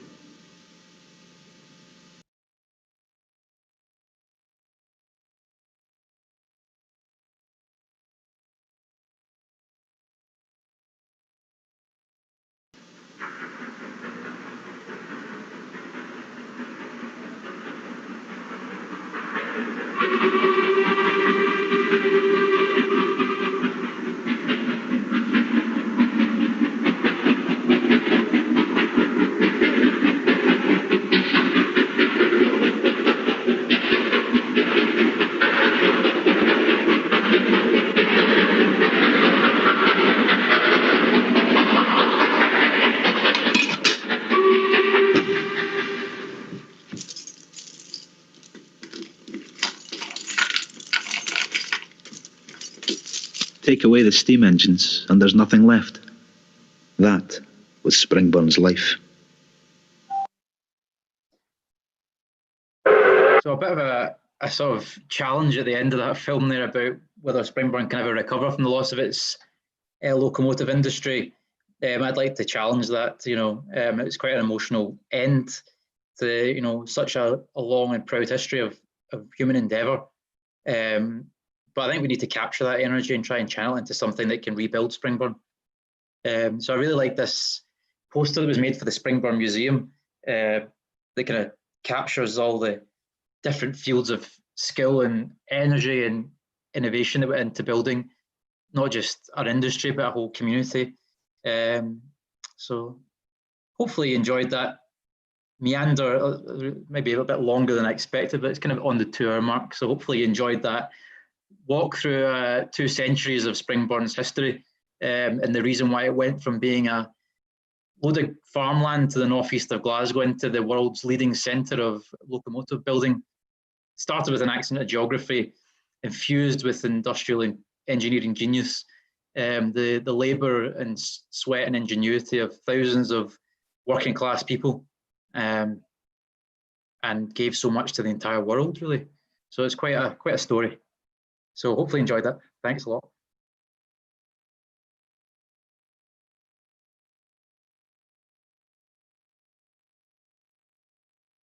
And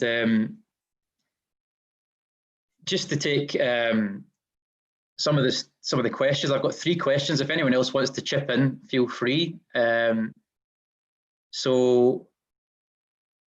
Megan's asked about the restoration of the Doulton Filler fountain in Springburn Park. I'm not sure how it ended up in Springburn Park in the 1970s. My assumption was that it was simply a bright spark in the planning department that decided that it was not worth throwing it in a skip and moved it up to Springburn Park when they were building the expressway in the late 70s, early 80s. And that's how it ended up there. It's in pretty bad state of repair, to be honest with you. It's been painted over in a lot of places. It's quite a similar construction to the Doulton Fountain in Glasgow Green outside the People's Palace. So though it's B listed in its own right, it does need a lot of repair work. It pretty much needs to be dismantled and hand restored in a factory and then taken back and re-erected. And that's quite a big job in itself. So it's probably another project that needs to be looked at. Obviously a lot of my personal bandwidth's taken up with the Winter Gardens. And Maggie has mentioned the emergency repairs grant. I should have mentioned that actually as part of the Winter Gardens. When we were doing the walking tours in 2016, I'd noticed that in the upper section of the Winter Gardens itself,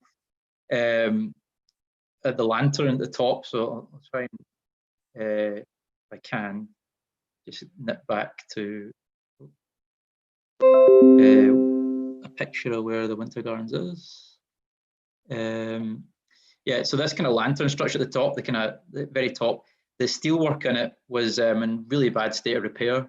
It was rotting right through, so I'm just going to try and find a better image of it. If you bear with me a moment, skip back. Yep. So that kind of structure just underneath the lantern, you can actually see daylight poking through in the middle. So this was sagging quite noticeably by 2016, and the worry was that would collapse altogether, and unfortunately, Seagull might be its buckaroo moment, and it would just give way. So we managed to get together with the City Heritage Trust over Christmas 2016-17 and put together an emergency funding package, which the council match funded, thankfully, to get the scaffolding on the building and get the workers in to totally replace the steelwork on the top section of the building to save that section from collapse. So actually, kind of it's only standing today because of that intervention. So big thanks to the Glasgow City Heritage Trust for their work there and helping out with that. So it's given us at least a stable baseline to sort of try and get this building properly restored, which we budgeted at around the £4 million mark to do the actual building that you see in front of you. To do the full scheme, including the kindergarten and everything's looking at more of like a £10 million project, which is fairly decent actually when you look at like Fairfields and Govan. It was a £10 million capital spend project. The Kibble Palace about 15 years ago was a similar amount of money. So it's very doable. People I always hate these energy vampires that immediately saw it's too expensive, it's too complicated. No, it's very doable actually, and it's more than Springburn's time to get a bite of the cake, if you know what I mean. So I'm very eager that this happens before too long. Craig's asked about Springburn built steam engines in Glasgow City Council public ownership. Yes, there's quite a few on the Riverside Museum. There's also one in Summerlee, which is a Garrett steam engine, which was in South Africa. Cape gauge steam engine. It's currently in a pretty bad nick out in Summerlee. It's left outdoors. It was brought back to Springburn. So it was brought back to Glasgow in the late 80s. And the idea at that point was to restore it and run it on the Scottish Railway Preservation Society's railway Bowness. With like they were going to lay a Cape gauge rail inside the British rail gauge and allow this the only example in Britain of a UK built, British built steam engine for export running in the UK.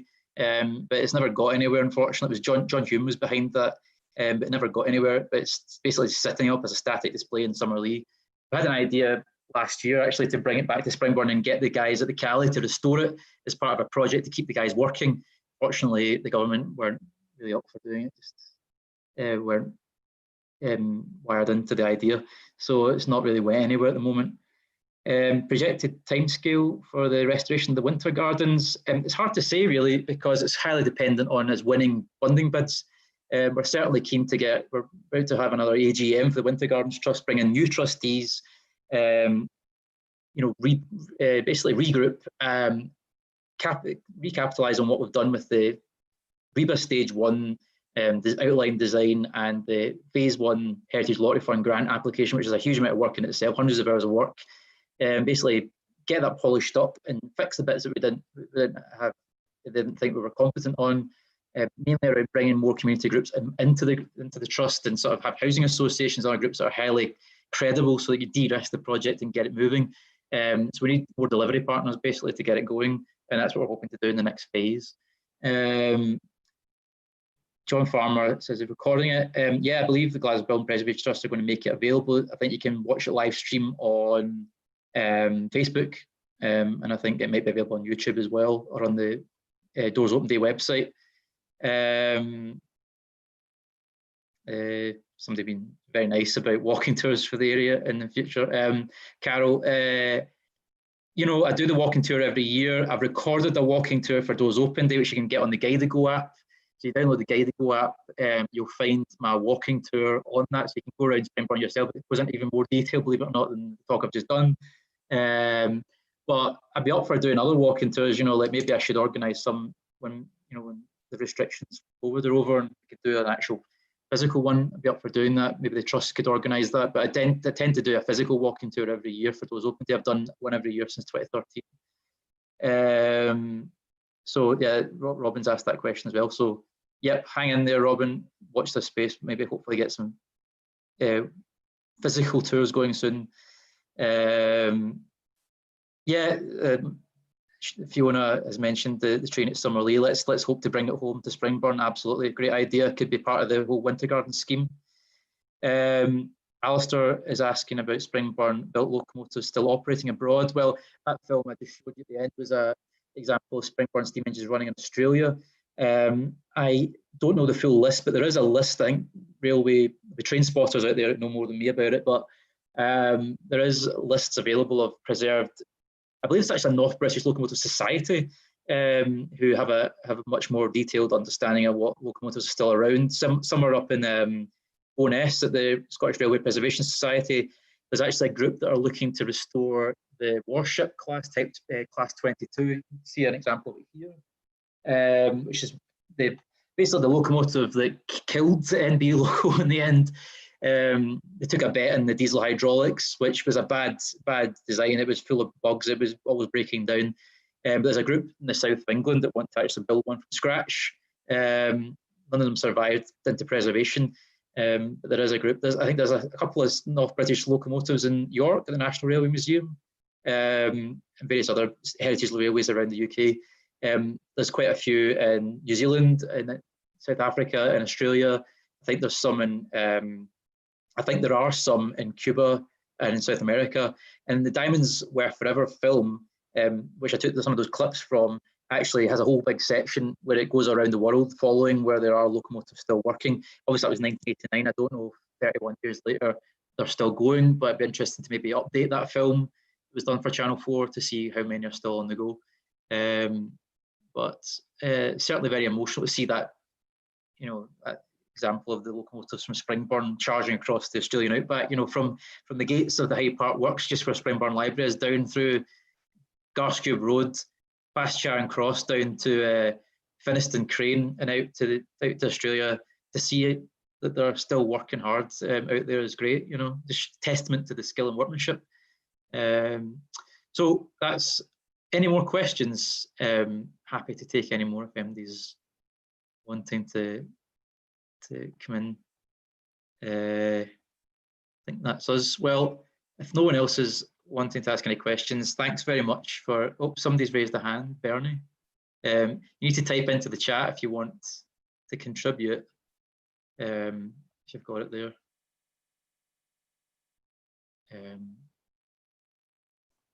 Sure, but anyway, if you've got any questions, feel free to put them on the Facebook or email Glasgow Building Preservation Trust. The door's open. They'll be happy to reply by email. But thanks very much for listening in, and check out the walking tour around Springburn, 6 kilometres, so plenty of fitness for you if the weather stays nice and dry, and hopefully we get to do the physical walking tour again before too long. So thanks very much. It's been a pleasure to talk through Springburn's heritage with you. Thank you.